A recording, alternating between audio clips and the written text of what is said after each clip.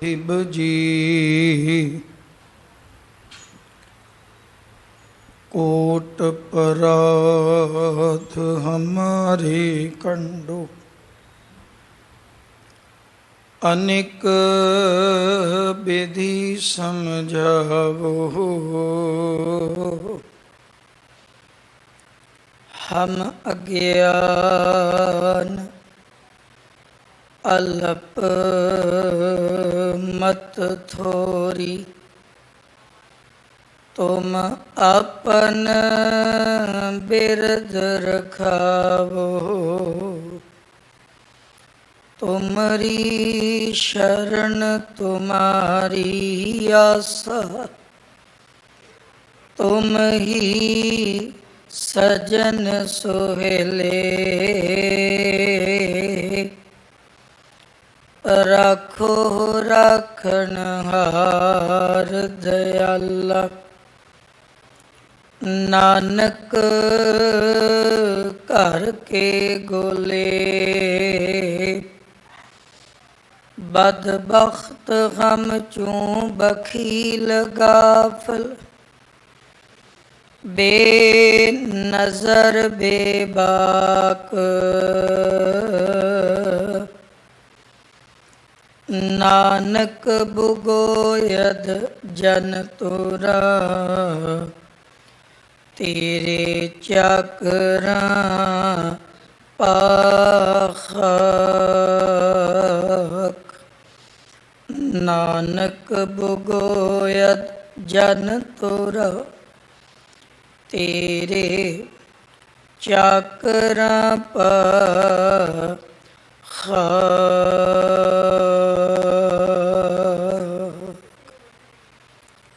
साहिब सतगुरु तेग दे धनी त्याग दी मूरत धर्म तुझा धर्म रखेक। गुरु नानक साहब महाराज जी दी जोत दे 9वें स्वरूप श्री गुरु तेग बहादुर पातशाह महाराज जी दे पावन उस शहीदी अस्थान ते जिस दा नाम गुरुद्वारा सीसगंज साहब है, जो संसार भर विच एक ऐसी मिसाल है कि दुनिया विच अपने लिए बहुत कुछ दुनिया के लोग करते ने, भावें वो धार्मिक ने, समाजिक ने, राजनीतिक ने, पर उस विचारधारा वास्ते जिस विचारधारा नूं मनण विच अपना कोई भरोसा कोई विश्वास नहीं। भाव कहण तो तिलक ते जंजू की राखी लई गुरु पिता ने इस स्थान ते शहीदी दिती। लखां संगतां रोज नतमस्तक होंदियां इस स्थान ते आप जी जुगो जुग अटल श्री गुरु ग्रंथ साहिब पिता महाराज जी की मुबारक गोद विच जुड़ बैठ के अमृत वेले तो सत्संगत करदे हैं। रब्बी कलाम दा आनंद मान रहे गुरु प्यारे गुरु सवारे वडभागी सत्संगी जनों। नितनेम बाणियां उपरंत रोज़ाना की तरह जो आसा की वार दा कीर्तन नितनेम रूप विच हर गुरु दरबार विखे गायन हुंदा है। आप जी ने भी हजूरी रागी सिंघां पासों आसा की वार दा कीर्तन शब्द कीर्तन बड़े प्यार दे नाल श्रवण कीता है। नाल ही पावन दरबार विखे जो बाणी दी लड़ीवार विचार है, अज दे विचार वाले अमृत बचना दा मूल पाठ गुरु के ग्रंथी साहब पासों बड़े प्यार नाल श्रवण कीता है। ये सारियां रहमतां उस मालिक दी बख्शिश नाल ने, क्योंकि सत्संगत विच जुड़ना ये उस दे तरस तो बिना प्राप्त नहीं हुंदा। मालिक दी रहमत हुंदी है, तरस पया मेहरामत होई सतगुर सज्जन मिलिया। सुखमनी साहब विच भी पढ़ते हैं, जाकै मस्तक करम प्रभ पाए साध शरण नानक ते आए। सो गुरु की गोद विच जुड़ बैठ के रब्बी कलाम नूं सरवण कीता है जी। नियत समा बाणी दी विचारदा। सो ਜਿਹੜੇ बचन आप जी ने भाई साहब जी पासों सरवण कीते ਹਨ, गुरु रामदास साहब पिता महाराज जी ਦੇ ਸਿਰਲੇਖ ਵਿੱਚ ਇਹ ਵਾਰ ਹੈ। ਉਸ ਵਾਰ ਦੇ ਵਿੱਚੋਂ जो अज गुरु पातशाह ने कृपा की है, गौड़ी की वार महले चौथे दे सिरलेख विच है। 25वीं पौड़ी नाल दे 2 श्लोक तिन्हां दी विचार नाल जुड़ के समझण दा यतन करदे हां। सतगुरु सानू हुक्म की करदे ने। सो विचार दी सांझ तो पहलों गुरु चरणां विच बड़े प्यार नाल लगाओ हाज़री। गुरु फतेह दी प्रवानगी बख्शो जी, कोई रसना बांझी ना रवे। बुलाओ फतेह। वाहिगुरु जी का खालसा, वाहिगुरु जी की फतेह। श्री गुरु ग्रंथ साहब जी विच कुल 22 वारां दर्ज ने, जिन्हां वारां विचों आपां जदों गुरु की बाणी दे बचन पढ़दे हां ते 2 वारां ऐसियां ने जिन्हां विच श्लोक दर्ज नहीं ने। वो वारां ने बसंत की वार महल 5वां ते दूसरी वार है रामकली राग विच सत्ता ते बलवंड जी दी उचारण कीती हुई। बाकी दियां वारां विच श्लोक दर्ज हन, क्योंकि अज दी जिहड़ी वार है इसदा सिरलेख गौड़ी की वार महला चौथा है, पर श्लोक आपां श्री गुरु अमरदास साहब जी महाराज का भी पढ़िया है, सरवण किया है। कारण है ये वारां दी बनतर विद्वानां दी विचारधारा है भी ये गुरु अर्जन साहब महाराज ने मुकम्मल की। और जेड़ियां वारां तो अलग श्लोक सन उन्होंने 1410 नंबर अंक तो अगे इकट्ठे दर्ज किया, जिसका सिरलेख भी यही है, श्लोक वारां ते वधीक। हुण विचार का जिहड़ा सिस्टम है वो शब्दां विच रहाओ हुंदा है। रहाओ अस्थाई टेक आधार हुंदा है शब्द का। मुख उद्देश मुख उपदेश जिहड़ा है वो रहाओ विच गुरु बाबा जी समझाउंदे ने। ते वारां दे अंदर क्योंकि श्लोक अलग अलग ने, फिर पौड़ी है, ते इस विच भी कोई खास विशा जिहड़ा हुंदा है। ते विचार ये है कि जिवें भाई गुरदास साहब दीयां पौड़ियां ने वारां दीयां, उन्हां दे अंदर भाई गुरदास जी ने पहला 4 बंद 4 उदाहरणां दित्तियां हुंदियां, ते जिहड़ी आखिरी पंक्ति हुंदी है उस दे अंदर वो मूल सिद्धांत दृढ़ाना चाहुंदे ने, जिसदा स्पष्ट एक सिद्धांत है। जे मैं ना भुलदा होवां, आप जी सारे तकरीबन सरवण करदे हो ना, दीवाली दी रात दीवे बाली हन, ये वार दी पौड़ी। ते आम करके इसे दी अस्थाई बना के गाया जाता है, जबकि इसका जो मूल उद्देश उपदेश है वो आखिरी पंक्ति विच है कि गुरमुख सुख फल पाए शब्द संभालीन। असल भी जिहड़े शब्द संभालते ने वो सुख फल की दात प्राप्त करते हैं। बाकी का जिक्र जिहड़ा है कि जिमें दिवाली की रात नूं दीवे बालदे है, सवेर हुंदी है उन्होंने कूड़े विच सुट दिता जाता है। फुल्लां दी बागात चुन चुन चालीन, फुल ने बड़ा सोहना बगीचा हुंदा है, लेकिन कुमला जाते ने, मुरझा जाते ने, उन्होंने भी सुट दिता जाता है। इसे तरह तारे जात सनात अंबर भालीन, रात नूं तारे हुंदे ने, दिन चढ़दा है अलोप हो जाते हैं। भाव ये छिन भंगर चीज़ां ने, इन्हां दी एक मियाद है। लेकिन ए गुरु के प्यारे आ सिखा, अगर तू सदा सुखी होना चाहुंदा है तो भाई गुरदास जी ने आखिरी पंक्ति में जिक्र किया कि सुख गुरमुख सुख फल दात। अगर तू सुखां दी दात मालिक कोलों पानी चाहुंदा है तो इको तरीका शब्द संभालीन। इत्थे आके उन्होंने सिद्धांत दिता है। इसे तरह अज दी जिहड़ी पौड़ी है बड़ी प्यारी पौड़ी, गुरु के अमृत बचन कीर्तन विच बहुत वारी आपां सुनदे हां। इस दे विच सानू विशा दिता है कि जिन सतगुर का भाना मन्निया तिन चढ़ी चवगण वन्ने, ए चाल निराली गुरमुखी गुर दिखिया सुन मन भिन्ने। ਕਹਿੰਦੇ ਨੇ ਜੇ ਤੂੰ ਗੁਰੂ ਦੀ ਰਜ਼ਾ, ਗੁਰੂ ਦਾ ਹੁਕਮ, ਗੁਰੂ ਦਾ ਭਾਣਾ ਮਿੱਠਾ ਕਰਕੇ ਮੰਨ ਲਵੇਂ ਪਿਆਰਿਆ, ਤੇ ਤੈਨੂੰ ਬਹੁਤ ਸੋਹਣੀ ਚਵੱਗਣ ਵੰਨੇ, ਸੋਹਣੀ ਤੇਰੀ ਰੰਗਤ ਜਿਹੜੀ ਤੈਨੂੰ ਰੱਬ ਦੇ ਗੁਰੂ ਦੇ ਮਿਲਾਪ ਦੀ, ਉਹ ਬਹੁਤ ਸੋਹਣੀ ਰੰਗਤ ਲੱਗ ਜਾਏਗੀ। ਔਰ ਇਹ ਤੇਰੀ ਚਾਲ ਗੁਰਮੁਖਾਂ ਵਾਲੀ ਬਣੇਗੀ, ਕਿਉਂਕਿ ਗੁਰਮੁਖਾਂ ਦੀ ਚਾਲ ਵੱਖਰੀ ਹੈ।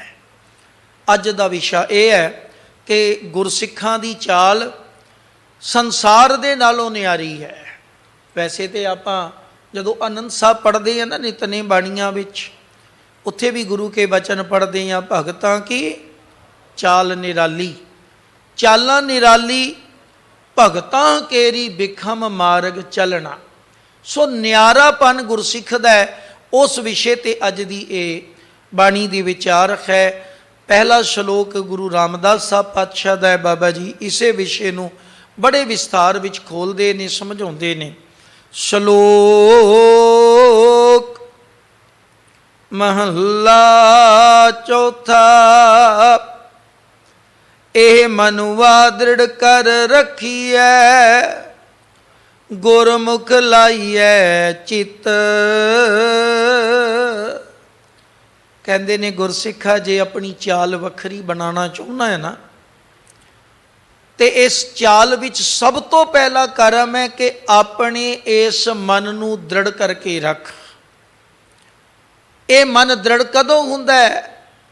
ਜਦੋਂ ਇਹ ਮਨ, ਇਹ ਚਿੱਤ ਸਤਿਗੁਰੂ ਦੇ ਹੁਕਮ ਵਿੱਚ, ਯਾਦ ਵਿੱਚ ਜੁੜ ਜਾਂਦਾ ਹੈ। ਗੁਰਮੁਖ ਲਾਈਐ ਚਿੱਤ, ਆਪਣੇ ਮਨ ਨੂੰ ਗੁਰੂ ਦੇ ਹੁਕਮ ਵਿੱਚ ਜੋੜ,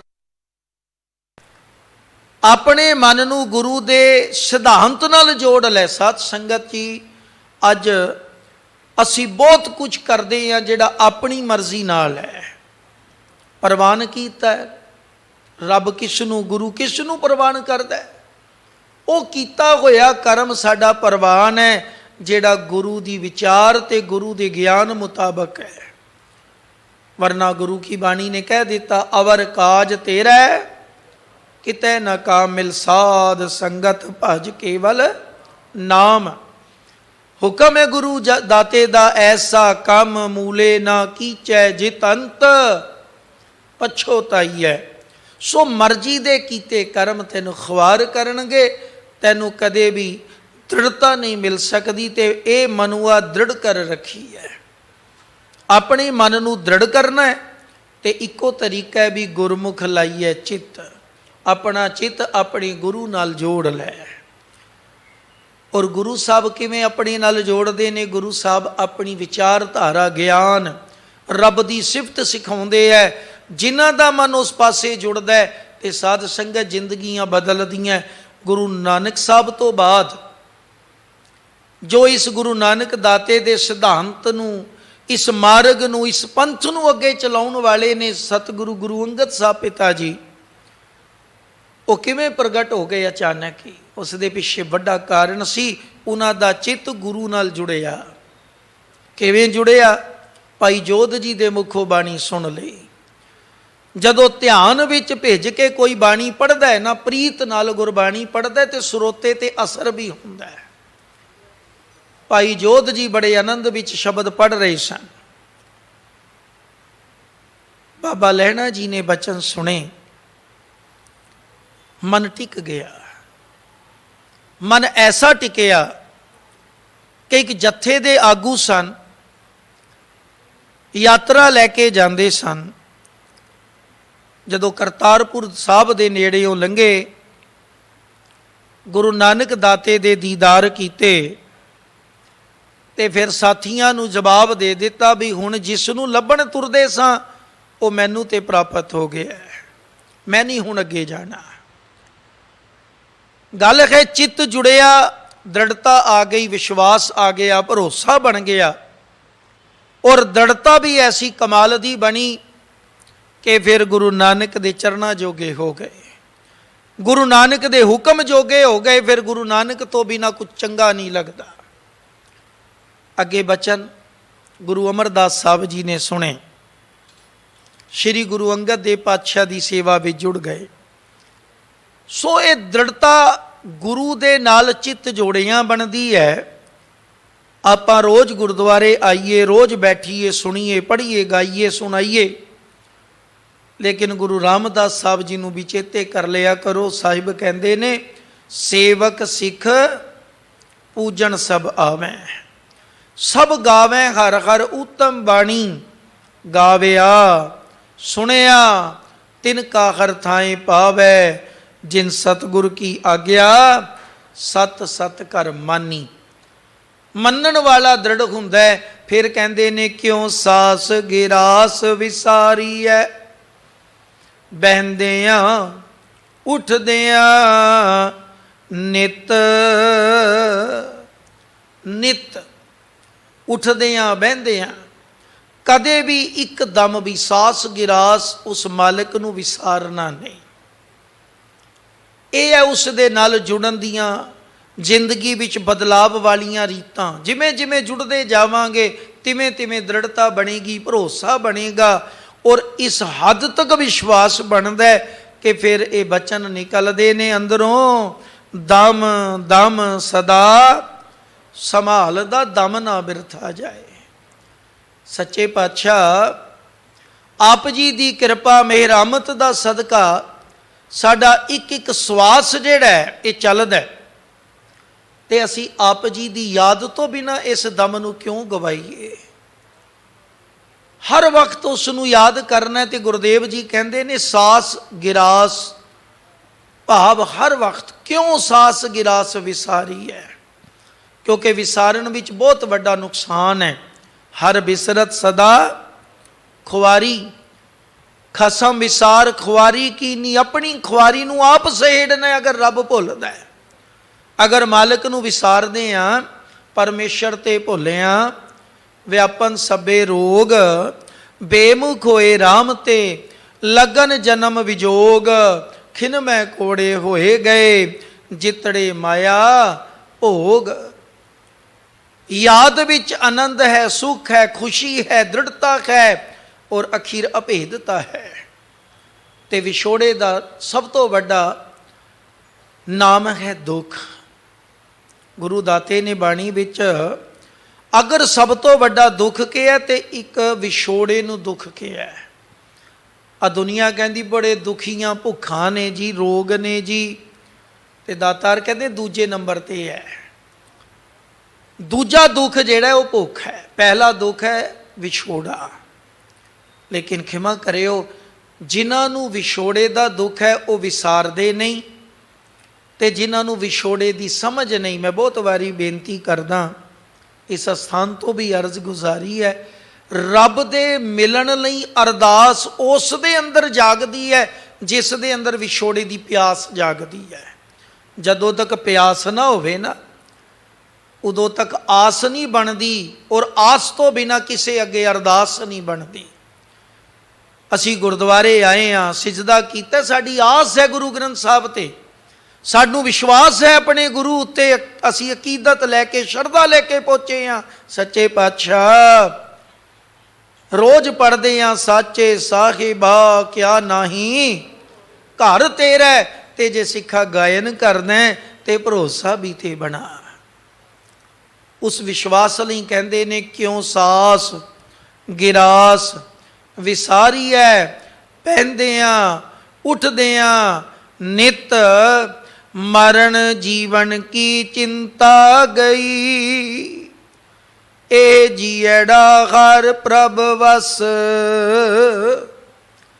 ਸਤਿਗੁਰੂ ਗੁਰੂ ਰਾਮਦਾਸ ਪਾਤਸ਼ਾਹ ਉਸ ਮਿਲਾਪ ਦੀ ਅਵਸਥਾ ਨਾਲ ਪੈਦਾ ਹੋਏ ਉਸ ਆਨੰਦ ਤੇ ਅਨੁਭਵ ਨੂੰ ਬਿਆਨ ਕਰ ਰਹੇ ਨੇ। ਕਹਿੰਦੇ ਨੇ, ਜਦੋਂ ਇਹ ਹਾਰੀ ਨਾਲ ਆਪਣਾ ਚਿੱਤ ਜਿਹੜਾ ਹੈ ਜੀਵ ਜੋੜ ਲੈਂਦਾ ਹੈ, ਜਿਸ ਜੀਵ ਦਾ ਅੰਦਰ ਮਾਲਕ ਦੇ ਨਾਲ ਜੁੜ ਜਾਂਦਾ ਹੈ, ਹਰੀ ਦੇ ਵਸ ਵਿੱਚ ਆਪਣੇ ਆਪ ਨੂੰ ਕਰ ਦਿੰਦਾ ਹੈ, ਆਪਾ ਗਵਾ ਦਿੰਦਾ ਹੈ। ਵੈਸੇ ਤੇ ਦੇਖੋ, ਇਸ ਦੇ ਲਈ ਕੋਈ ਵੱਖਰਾ ਕਰਮ ਨਹੀਂ ਕਰਨ ਦੀ ਲੋੜ।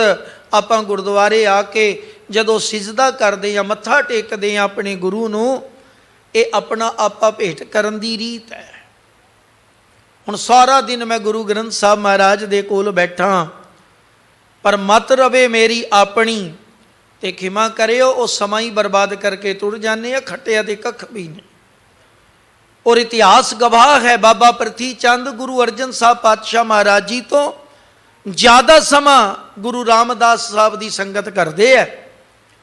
ਉਮਰ ਵਿੱਚ ਵੱਡੇ ਨੇ, ਜਨਮ ਪਹਿਲੋਂ ਹੋਇਆ। ਦੂਜੇ ਨੰਬਰ ਤੇ ਮਹਾਦੇਵ ਜੀ ਆਏ, ਤੀਜੇ ਨੰਬਰ ਤੇ ਸਤਿਗੁਰੂ ਗੁਰੂ ਅਰਜਨ ਸਾਹਿਬ ਪਾਤਸ਼ਾਹ ਮਹਾਰਾਜ ਦਾ ਪ੍ਰਕਾਸ਼ ਹੈ। ਉਮਰ ਦਰਾਜ਼ ਨੇ, ਵੱਡੇ ਨੇ ਉਹਨਾਂ ਤੋਂ ਬਹੁਤ। ਔਰ ਉਮਰ ਵਿੱਚ ਵੱਡੇ ਹੋਣ ਦੇ ਕਾਰਨ ਆਪਣੇ ਪਿਤਾ ਦੀ, ਆਪਣੇ ਨਾਨਾ ਗੁਰੂ ਦੀ ਗੋਦ ਵੀ ਜ਼ਿਆਦਾ ਮਾਣੀ ਹੈ, ਕੋਲ ਰਹੇ ਨੇ, ਸੇਵਾ ਕੀਤੀ ਹੈ। ਲੇਕਿਨ ਮਤ ਆਪਣੀ ਨਹੀਂ ਛੱਡੀ, ਸਿਆਣਪ ਆਪਣੀ ਰਹੀ ਤੇ ਖਾਲੀ ਰਹਿ ਗਏ। ਜਿਵੇਂ ਆਪਾਂ ਬਚਨ ਸਮਝਣ ਲਈ ਵਿਚਾਰਦੇ ਆ ਕਿ ਜਦੋਂ ਮੀਂਹ ਪੈਂਦਾ ਹੈ ਤੇ ਮੀਂਹ ਟਿੱਬੇ ਦੇ ਉੱਤੇ ਛੇਤੀ ਪੈਂਦਾ ਹੈ, ਟਿੱਬਾ ਉੱਚਾ ਹੁੰਦਾ ਹੈ, ਉੱਪਰੋਂ ਡਿੱਗਣ ਵਾਲੀ ਬੂੰਦ ਟਿੱਬੇ ਤੇ ਪੈਂਦੀ ਹੈ। ਲੇਕਿਨ ਉਸ ਮੀਂਹ ਦਾ ਆਨੰਦ ਅਗਰ ਕੋਈ ਲੈਂਦਾ ਤੇ ਉਹ ਟੋਏ ਨੂੰ ਮਿਲਦਾ ਹੈ, ਕਿਉਂਕਿ ਸਾਰਾ ਪਾਣੀ ਟੋਏ ਵਿੱਚ, ਡੂੰਘਾ ਟੋਇਆ ਨੀਵਾਂ ਹੈ, ਉੱਥੇ ਭਰਦਾ ਹੈ। ਫਿਰ ਕਮਲ ਫੁੱਲ ਉਸ ਚ ਬਣੇ ਹੋਏ ਭਾਰੇ ਟੋਬੇ ਵਿੱਚ ਭਰੇ ਪਾਣੀ ਵਿੱਚੋਂ ਖਿੜਦੇ ਹੈ। ਭਾਵ ਗੁਰੂ ਨਾਨਕ ਦੇ ਘਰ ਦੀ ਇਹ ਵਿਲੱਖਣਤਾ ਹੈ, ਆਪਸ ਕੋ ਜੋ ਜਾਣੈ ਨੀਚਾ। ਇੱਥੇ ਹੋਏ ਨਿਮਾਣਾ ਢਹਿ ਪਵੈ, ਦਰਗਾ ਮਾਣ ਨਿਮਾਣਾ ਪਾਵੈ। ਸੋ ਇਹ ਨਿਮਾਣਾਪਣ ਕਦੋਂ ਆਉਂਦਾ ਹੈ? ਇਹ ਜੀੜਾ ਹਰ ਪ੍ਰਭ ਵਸ, ਜਦੋਂ ਅਸੀਂ ਆਪਣੇ ਆਪੇ ਨੂੰ, ਆਪਣੀ ਵਿਚਾਰਧਾਰਾ, ਆਪਣੇ ਮਨ ਨੂੰ, ਖਿਆਲਾਂ ਨੂੰ ਆਪਣੇ ਗੁਰੂ ਦੇ ਸਪੁਰਦ ਕਰ ਦਿੰਦੇ ਆ, ਤੇ ਫਿਰ ਮਰਨ ਜੀਵਨ ਕੀ ਚਿੰਤਾ ਗਈ। ਫਿਰ ਬਚਨ ਆ ਜਾਂਦੇ ਨੇ ਗੁਰੂ ਅੰਗਦ ਸਾਹਿਬ ਪਾਤਸ਼ਾਹ ਦੇ ਬਚਨ ਨੇ ਨਾ, ਨਾਨਕ ਚਿੰਤਾ ਮਤ ਕਰੋ, ਚਿੰਤਾ ਤਿਸ ਹੀ ਹੈ। ਸਮਝ ਆ ਜਾਂਦੀ ਹੈ, ਨਾ ਕਰ ਚਿੰਤ, ਚਿੰਤਾ ਹੈ ਕਰਤੇ। ਪਤਾ ਲੱਗ ਜਾਂਦਾ ਆਪਣਾ ਆਪਾ ਆਪਣੇ ਗੁਰੂ ਨੂੰ ਭੇਟ ਕੀਤੇ ਆ ਕਿ ਜਿਹੜਾ ਦਾਤਾ ਜਨਮ ਦੇਣ ਵਾਲਾ ਹੈ, ਪ੍ਰਤਪਾਲਦਾ ਵੀ ਹੈ ਤੇ ਸੰਘਾਰਦਾ ਵੀ ਆਪ ਹੈ। ਆਸਾ ਕੀ ਵਾਰ ਹੁਣੇ ਸਰਵਣ ਕਰ ਰਹੇ ਸੋ ਨਾ ਕਿ ਆਪੀ ਨੇ ਆਪ ਸਾਜਿਓ, ਆਪੀ ਨੇ ਰਚਿਓ ਨਾਉ, ਦੂਈ ਕੁਦਰਤ ਸਾਜੀ ਹੈ, ਕਰ ਆਸਣ ਡਿਠੋ ਚਾਓ। ਫਿਰ ਹੈ ਦਾਤਾ ਕਰਤਾ ਆਪ ਤੂੰ, ਤੁਸ ਦੇਵੇ ਕਰੇ ਪਸਾਓ। ਫਿਰ ਹੈ ਜੀ ਤੂੰ ਜਾਣੋਈ ਸਭ ਸੈ, ਦੇ ਲੈਸੈ ਜਿੰਦ ਕਵਾਓ। ਆਪਣੇ ਹੁਕਮ ਵਿੱਚ ਚਲਾਉਣ ਵਾਲੇ ਨੇ ਤੇ ਜਿਨ੍ਹਾਂ ਨੇ ਆਪਣੇ ਆਪੇ ਨੂੰ ਸਪੁਰਦ ਕੀਤਾ ਮਾਲਕ ਦੇ, ਉਹਨਾਂ ਦੀ ਚਿੰਤਾ ਮਿਟਦੀ ਹੈ। ਉਹਨਾਂ ਨੂੰ ਪਤਾ ਹੈ ਵੀ ਜਨਮ ਵੀ ਉਸੇ ਨੇ ਦਿੱਤਾ ਹੈ, ਪ੍ਰਤਪਾਲਣਾ ਵੀ ਆਪ ਕਰਦਾ ਹੈ। ਬਾਣੀ ਦੇ ਵਿੱਚ ਬਚਨ ਹੈ, ਮਾਤਾ ਕੇ ਉਦਰ ਮੈਂ ਪ੍ਰਤਪਾਲ ਕਰੇ, ਸੋ ਕਿਉ ਮਨੋ ਵਿਸਾਰੀ ਹੈ, ਮਨੋ ਕਿਉ ਵਿਸਾਰੀ ਹੈ। ਏਵੜ ਦਾਤਾ ਜੇ ਅਗਨ ਮੈਂ ਆਹਰ ਪਹੁੰਚਾਵੇ। ਇਤਨਾ ਦ੍ਰਿੜ ਸਿੱਖ ਦਾ ਭਰੋਸਾ ਹੋ ਜਾਏ ਕਿ ਜਿੱਥੇ ਮਾਤਾ ਤੇ ਪਿਤਾ ਦਾ ਹੱਥ ਨਹੀਂ ਪੈਂਦਾ ਮੇਰੇ ਦਾਤੇ ਆ, ਉੱਥੇ ਤੁਸੀਂ ਬਣਤਰ ਵੀ ਬਣਾਈ, ਉੱਥੇ ਤੁਸੀਂ ਪ੍ਰਤਪਾਲਣਾ ਵੀ ਕੀਤੀ ਹੈ। ਤੇ ਇੱਥੇ ਤੇ ਅਸੀਂ ਵੀ ਯਤਨ ਤੁਹਾਡੀ ਕਿਰਪਾ ਨਾਲ ਕਰਦੇ ਹਾਂ। ਅਸੀਂ ਭੁੱਖੇ ਨਹੀਂ ਮਰਨ ਲੱਗੇ, ਪਰ ਚਿੰਤਾ ਦੇਖੋ, ਜਿਸ ਨਾਲ ਗੱਲ ਕਰੋ ਰੋਟੀ ਦਾ ਸਵਾਲ, ਗੁਰੂ ਭੁੱਲ ਗਿਆ, ਬਾਣੀ ਵਿਸਰ ਗਈ, ਭਰੋਸਾ ਹੈ ਨਹੀਂ, ਮੱਥੇ ਰੋਜ਼ ਟੇਕੀ ਜਾਂਦੇ ਆ। ਸੋ ਆਪਣੇ ਵਿੱਚੋਂ ਚਿੰਤਾ ਦੂਰ ਕਰਨੀ ਹੋਵੇ, ਆਪਣਾ ਆਪ ਆਪਣੇ ਗੁਰੂ ਦੀ ਵਿਚਾਰਧਾਰਾ ਮੁਤਾਬਕ ਇਹ ਜੀੜਾ ਹਰ ਪ੍ਰਭ ਵਸ। ਫਿਰ ਜਿਉਂ ਭਾਵੈ ਤਿਉਂ ਰਖ ਤੂੰ, ਜਨ ਨਾਨਕ ਨਾਮ ਬਖਸ਼। ਫਿਰ ਕਹਿੰਦੇ ਹਨ, ਜਦੋਂ ਆਪਣਾ ਆਪਾ ਮਾਲਕ ਦੇ ਸਪੁਰਦ ਕਰਨਾ ਆ ਗਿਆ, ਫਿਰ ਆਪ ਮੁਹਾਰੇ ਵਿੱਚੋਂ ਇਹ ਭਾਵ ਪ੍ਰਗਟ ਹੁੰਦਾ ਹੈ ਵੀ ਹੇ ਮੇਰੇ ਮਾਲਕ, ਜਿਵੇਂ ਤੈਨੂੰ ਭਾਵੇ ਤੂੰ ਰੱਖ ਲੈ, ਜਿਉਂ ਭਾਵੈ ਤਿਉਂ ਰੱਖ ਤੂੰ, ਜਨ ਨਾਨਕ ਨਾਮ ਬਖਸ਼। ਕਹਿੰਦੇ ਬਸ ਮੈਨੂੰ ਦਾਸ ਨਾਨਕ ਨੂੰ ਆਪਣੇ ਨਾਮ ਦੀ ਦਾਤ ਬਖਸ਼ ਦੇ, ਤਾਂ ਕਿ ਮੈਂ ਨਾਮ ਜਪਾਂ, ਨਾਮ ਦੀ ਬਰਕਤ ਨਾਲ ਮੇਰੇ ਮਨ ਵਿੱਚੋਂ ਚਿੰਤਾ ਮਿਟ ਜਾਏਗੀ। ਨਾਮ ਜਪਿਆ ਅੰਦਰੋਂ ਸਹਿਮ ਡਰ ਭੈ ਦੂਰ ਹੁੰਦਾ। ਫਿਰ ਅਗਲੇ ਸ਼ਲੋਕ ਵਿੱਚ ਧੰਨ ਗੁਰੂ ਅਮਰਦਾਸ ਸਾਹਿਬ ਜੀ ਨੇ ਮਨੁੱਖ ਦੀ ਹਉਮੈ ਛੱਡਣ ਦੀ, ਆਪਾ ਤਿਆਗਣ ਵਾਸਤੇ ਇੱਕ ਹੋਰ ਰੀਤ ਦਿੱਤੀ। ਕਹਿੰਦੇ ਨੇ, ਮਨਮੁਖ ਅਹੰਕਾਰੀ ਮਹਲ ਨਾ ਜਾਣੈ, ਖਿਨ ਆਗੈ ਖਿਨ ਪੀਛੈ। ਜੇ ਤੂੰ ਆਪਣਾ ਆਪਾ ਗੁਰੂ ਨੂੰ ਨਹੀਂ ਦਿੰਦਾ ਤੇ ਤੂੰ ਮਨਮੁਖ ਹੈ।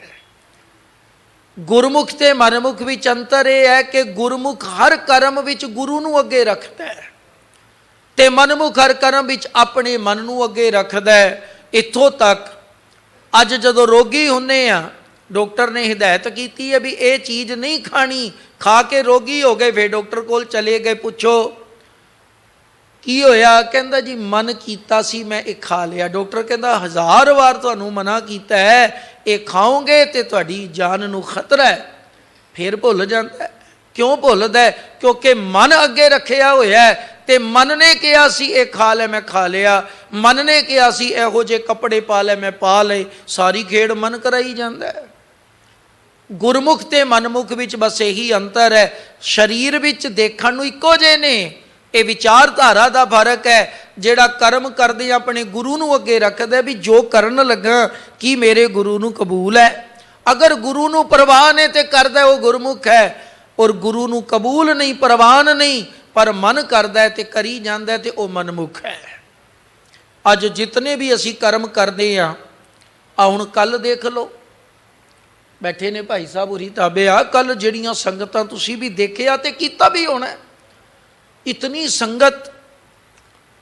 ਤੇ ਜੇ ਪੁੱਛੋ ਵੀ ਕੀ ਗੱਲ ਅੱਜ ਕੀ ਹੋਇਆ, ਮੁਬਾਰਕ ਹੈ ਗੁਰੂ ਦਰਬਾਰ ਸੰਗਤ ਆਉਂਦੀ, ਪਰ ਸਾਡਾ ਰੋਜ਼ ਦਾ ਕੰਮ ਹੈ। ਅਸੀਂ ਦੇਖਦੇ ਹਾਂ ਵੀ ਜਿਸ ਗੁਰਦੁਆਰੇ ਵਿੱਚ ਗਿਣਤੀ ਦੇ ਜੀ ਆਉਂਦੇ ਨੇ, ਅੱਜ ਭੀੜਾਂ ਘੱਟ ਕੇ ਤੁਰੇ ਆ, ਵੀ ਕੋਈ ਖਾਸ ਕਾਰਨ ਤੇ ਹੈ, ਗੁਰਪੁਰਬ ਤੇ ਹੈ ਨਹੀਂ। ਤੇ ਮਨ ਦੀ ਮਰਜ਼ੀ ਵਾਲੇ ਕਰਮ ਸੰਜੀ ਅੱਜ ਆਖਰੀ ਸਰਾਧ ਹੈ। ਕਮਾਲ ਹੋ ਗਈ, ਜ਼ਿੰਦਗੀ ਗੁਜ਼ਰ ਗਈ, ਮੱਥੇ ਟੇਕਦੇ ਆ ਤੇ ਗੁਰੂ ਦੀ ਮੰਨੀ ਤੇ ਇੱਕ ਵੀ ਨਹੀਂ ਨਾ। ਜੇ ਤੂੰ ਗੁਰੂ ਦੀ ਨਹੀਂ ਮੰਨਦਾ ਸਿੱਖਾ ਤੇ ਪ੍ਰਿਥੀ ਚੰਦ ਵੀ ਮੱਥਾ ਟੇਕਦਾ ਤੇ ਪ੍ਰਿਥੀ ਚੰਦ ਵੀ ਗੁਰੂ ਪਿਆਰਿਓ ਗੁਰੂ ਦਰਬਾਰ ਰਹਿੰਦਾ। ਸਤਿਗੁਰੂ ਮਨਾ ਕਰਦੇ ਨੇ ਸਿੱਖੋ ਕਰਮ ਕਰਦਾ, ਇਸ ਦਾ ਮਤਲਬ ਹੈ ਉਹ ਗੁਰਮੁਖ ਨਹੀਂ, ਉਹ ਮਨਮੁਖਾਂ ਵਾਲੇ ਕਰਮ ਕਰਦਾ। ਹੁਣ ਇਹ ਨਹੀਂ ਸਮਝਣਾ ਵੀ ਜਿਨ੍ਹਾਂ ਨੂੰ ਸਰਾਧ ਦੱਸੇ ਗਏ ਨੇ ਉਹ ਮਨਮੁਖ ਨੇ, ਭਰਾ ਉਹਨਾਂ ਦਾ ਆਪਣਾ ਵਿਚਾਰਧਾਰਾ ਤੇ ਮਿਸ਼ਨ ਹੈ, ਉਹ ਕਰਨ। ਜਿਨ੍ਹਾਂ ਦਾ ਹੈ ਗਿਆਨ ਤੇ ਸਾਰਿਆਂ ਲਈ ਹੈ ਬਾਣੀ ਦਾ, ਪਰ ਕਈ ਵਾਰੀ ਇਹ ਵੀ ਕਿੰਤੂ ਖੜਾ ਕਰ ਦਿੱਤਾ ਜਾਂਦਾ ਜੀ ਹਿੰਦੂ ਵੀ ਇਹਨਾਂ ਦਾ ਮਤ ਹੈ, ਤੇ ਜਿਨ੍ਹਾਂ ਦਾ ਜੋ ਮਤ ਹੈ ਉਹ ਆਪਣਾ ਕਰਨ। ਤੁਮਕੋ ਤੁਮਾਰਾ ਖੂਬ ਔਰ ਹਮਕੋ ਹਮਾਰਾ ਖੂਬ, ਸਾਡਾ ਤੇ ਇਹ ਸਿਧਾਂਤ ਹੈ। ਤੁਹਾਡਾ ਮਿਸ਼ਨ ਹੈ, ਤੁਸੀਂ ਆਪਣਾ ਕਰੋ। ਬਾਬਾ ਨਾਨਕ ਨੇ ਕਦੇ ਕਿਸੇ ਨਮਾਜ਼ੀਏ ਨੂੰ ਹੱਥ ਫੜ ਕੇ ਨਹੀਂ ਸੀ ਕਿਹਾ ਨਮਾਜ਼ ਛੱਡ ਦੇ, ਜਪਜੀ ਪੜ੍ਹ ਲੈ। ਬਾਬਾ ਤੇ ਇੱਕੋ ਗੱਲ ਕਹਿੰਦਾ ਹੁੰਦਾ ਸੀ, ਉਹ ਗੁਰੂ ਕੇ ਰੱਬ ਕੇ ਪਿਆਰੇ ਆ, ਅੱਲਾ ਕੇ ਭਗਤਾ, ਅਗਰ ਤੂੰ ਬੰਦਗੀ ਖੁਦਾ ਦੀ ਕਰਦਾ ਤੇ ਵਿਸ਼ਵਾਸ ਨਾਲ ਕਰੀ।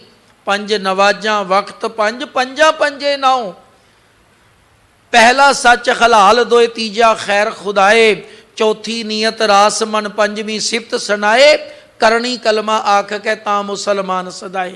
ਮੁਸਲਮਾਨ ਮੋਮ ਦਿਲ ਹੋਵੇ, ਅੰਤਰ ਕੀ ਮਲ ਦਿਲ ਤੇ ਧੋਵੇ। ਕਿਤੇ ਨਹੀਂ ਕਿਹਾ ਬਾਬੇ ਨੇ ਨਮਾਜ਼ ਛੱਡ ਤੇ ਜਪਜੀ ਸਾਹਿਬ ਪੜ੍ਹ ਲੈ। ਤੇਰਾ ਮਿਸ਼ਨ, ਤੇਰਾ ਮਜ਼ਹਬ, ਤੇਰਾ ਧਰਮ ਤੈਨੂੰ ਮੁਬਾਰਕ, ਪਰ ਪੱਕਾ ਰਹੀਂ ਉਸ ਵਿੱਚ। ਤੇ ਸਿੱਖਾ ਜੇ ਗੁਰੂ ਨਾਨਕ ਅੱਜ ਤੈਨੂੰ ਹੁਕਮ ਕਰੇਗਾ ਤੇ ਇਹੀ ਕਰਨਾ ਹੈ ਨਾ, ਕਿ ਜੋ ਗੁਰਬਾਣੀ ਕਹਿੰਦੀ ਹੈ। ਹੁਣ ਬਾਣੀ ਤੇ ਕਹਿੰਦੀ ਹੈ ਜੀਵਤ ਪਿੱਤਰ ਨਾ ਮੰਨੇ ਕੋ, ਤੇ ਫੇਰ ਗੱਲ ਹੋਏਗੀ ਨਹੀਂ ਜੀ ਲੰਗਰ ਹੀ ਤੇ ਲਾਇਆ। ਅੱਗੇ ਪੌੜੀ 'ਚ ਵਿਚਾਰਾਂਗੇ ਵੀ ਇਹ ਸਾਰਾ ਕੁਝ ਅਸੀਂ ਕਿਉਂ ਕਰੀ ਜਾਂਦੇ ਹਾਂ। ਹੁਣ ਦੇਖੋ ਇੱਥੇ ਵਿਚਾਰਧਾਰਾ ਹੈ ਕਿ ਮਨਮੁਖ ਅਹੰਕਾਰੀ ਮਹਲ ਨਾ ਜਾਣੈ। ਮਹਲ ਦਾ ਅਰਥ ਹੈ ਟਿਕਾਣਾ। ਰੱਬ ਦਾ, ਗੁਰੂ ਦਾ ਟਿਕਾਣਾ ਕੀ ਹੈ? ਸਤਸੰਗਤ ਵਿੱਚ ਸੰਗਤ ਹਰ ਪ੍ਰਭ ਵਸੈ ਜੀਓ। ਖਾਲਕ ਖਲਕ, ਖਲਕ ਮੈਂ ਖਾਲਕ, ਪੂਰ ਰਹੇ ਹੋ ਸਰਬ ਟਾਈਮ। ਮਾਲਕ ਸੰਗਤ ਵਿੱਚ ਹੈ, ਸੰਗਤ ਵਿੱਚ ਗੁਰੂ ਹੈ, ਸੰਗਤ ਵਿੱਚ ਹਰੀ ਵਰਤਦਾ ਹੈ, ਰੱਬ ਵਰਤਦਾ ਹੈ। ਸਤਸੰਗਤ ਕੈਸੀ ਜਾਣੀ ਹੈ? ਜਿੱਥੇ ਏਕੋ ਨਾਮ ਵਖਾਣੀ ਹੈ, ਏਕੋ ਨਾਮ ਹੁਕਮ ਹੈ, ਨਾਨਕ ਸਤਿਗੁਰ ਦੀਆ ਬੁਝਾਏ ਜੀਓ। ਤੇ ਜਿੱਥੇ ਹੁਕਮ ਚੱਲ ਮੰਨਿਆ ਜਾਂਦਾ ਸਾਧ ਸੰਗਤ, ਉੱਥੇ ਪ੍ਰਤੱਖ ਹਰੀ ਦਾ ਵਾਸ ਹੈ, ਗੁਰੂ ਦਾ ਵਾਸ ਹੈ। ਇਸ ਕਰਕੇ ਕਹਿੰਦੇ ਨੇ ਜਿਹੜੇ ਅਹੰਕਾਰੀ ਨੇ, ਮਨ ਮਰਜ਼ੀ ਵਾਲੇ, ਉਹ ਸੱਚ ਨਹੀਂ ਜਾਣਦੇ, ਉਹ ਸੰਗਤ ਦਾ ਨਿਵਾਸ, ਗੁਰੂ ਦਾ ਵਾਸ ਵਾਲਾ ਅਸਥਾਨ ਨਹੀਂ ਜਾਣਦੇ। ਉਹ ਖਿਨ ਆਗੈ ਖਿਨ ਪਿੱਛੇ, ਉਹ ਕਦੇ ਗੁਰੂ ਵੱਲ ਆ ਜਾਂਦੇ ਨੇ, ਕਦੇ ਦੁਨੀਆ ਵੱਲ ਟੁਰ ਪੈਂਦੇ ਨੇ। ਉਹਨਾਂ ਦੇ ਅੰਦਰ ਇਹ ਡੱਕੋ ਡੋਲੇ ਹਾਲਤ ਹੈ, ਉਹ ਕਦੇ ਇਸ ਪਾਸੇ ਤੇ ਕਦੇ ਉਸ ਪਾਸੇ। ਲੇਕਿਨ ਜਿਹੜਾ ਪੂਰਨ ਹੋ ਜਾਂਦਾ ਹੈ, ਜਿਹੜਾ ਗੁਰੂ ਕਾ ਹੋ ਜਾਂਦਾ ਹੈ, ਉਸ ਨੂੰ ਬਾਬਾ ਜੀ ਕਹਿੰਦੇ ਡਿਗੈ ਨਾ ਡੋਲੇ ਦ੍ਰਿੜ ਕਰ ਰਹੇ ਹੋ, ਉਹ ਟਿਕਾ ਵਿੱਚ ਆ ਜਾਂਦਾ ਹੈ, ਉਹ ਸਹਿਜ ਵਿੱਚ ਆ ਜਾਂਦਾ ਹੈ। ਫਿਰ ਅੱਗੇ ਕਹਿੰਦੇ ਨੇ ਸੱਦਾ ਬੁਲਾਈਐ ਮਹਿਲ ਨਾ ਆਵੈ, ਕਿਉਂ ਕਰ ਦਰਗਾ ਸੀਜੈ। ਸੀਜੈ ਦਾ ਅਰਥ ਹੈ ਕਾਮਯਾਬੀ। ਉਸ ਨੂੰ ਜਿਤਨਾ ਮਰਜੀ ਸੱਦਾ ਦੇ ਲਓ, ਗੁਰੂ ਸਾਹਿਬ ਆਪ ਸੱਦਾ ਦਿੰਦੇ ਨੇ ਸਾਨੂੰ ਬਾਣੀ 'ਚ, ਆਵੋ ਸਿੱਖ ਸਤਿਗੁਰੂ ਕੇ ਪਿਆਰੇ ਹੋ, ਗਾਵੋ ਸੱਚੀ ਬਾਣੀ।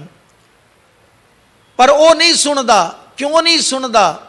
ਦੇਖੋ ਬਾਣੀ ਵਿੱਚ ਨਾ ਮੱਖੀ ਦੀ ਤੇ ਮਨਮੁਖ ਸਾਕਤ ਦੀ ਉਦਾਹਰਣ ਇੱਕੋ ਜੀ ਦਿੱਤੀ ਗੁਰੂ ਬਾਬਾ ਜੀ ਨੇ। ਤੁਸੀਂ ਮਨਮੁਖ ਨੂੰ ਜਿਤਨਾ ਮਰਜੀ ਸੱਦ ਲਓ, ਉਹ ਕਿਉਂ ਨਹੀਂ ਆਂਦਾ? ਕਿਉਂਕਿ ਉਥੈ ਸੱਚ ਵਰਤਦਾ, ਊੜਿਆਰਾਂ ਚਿੱਤੇ ਉਦਾਸ।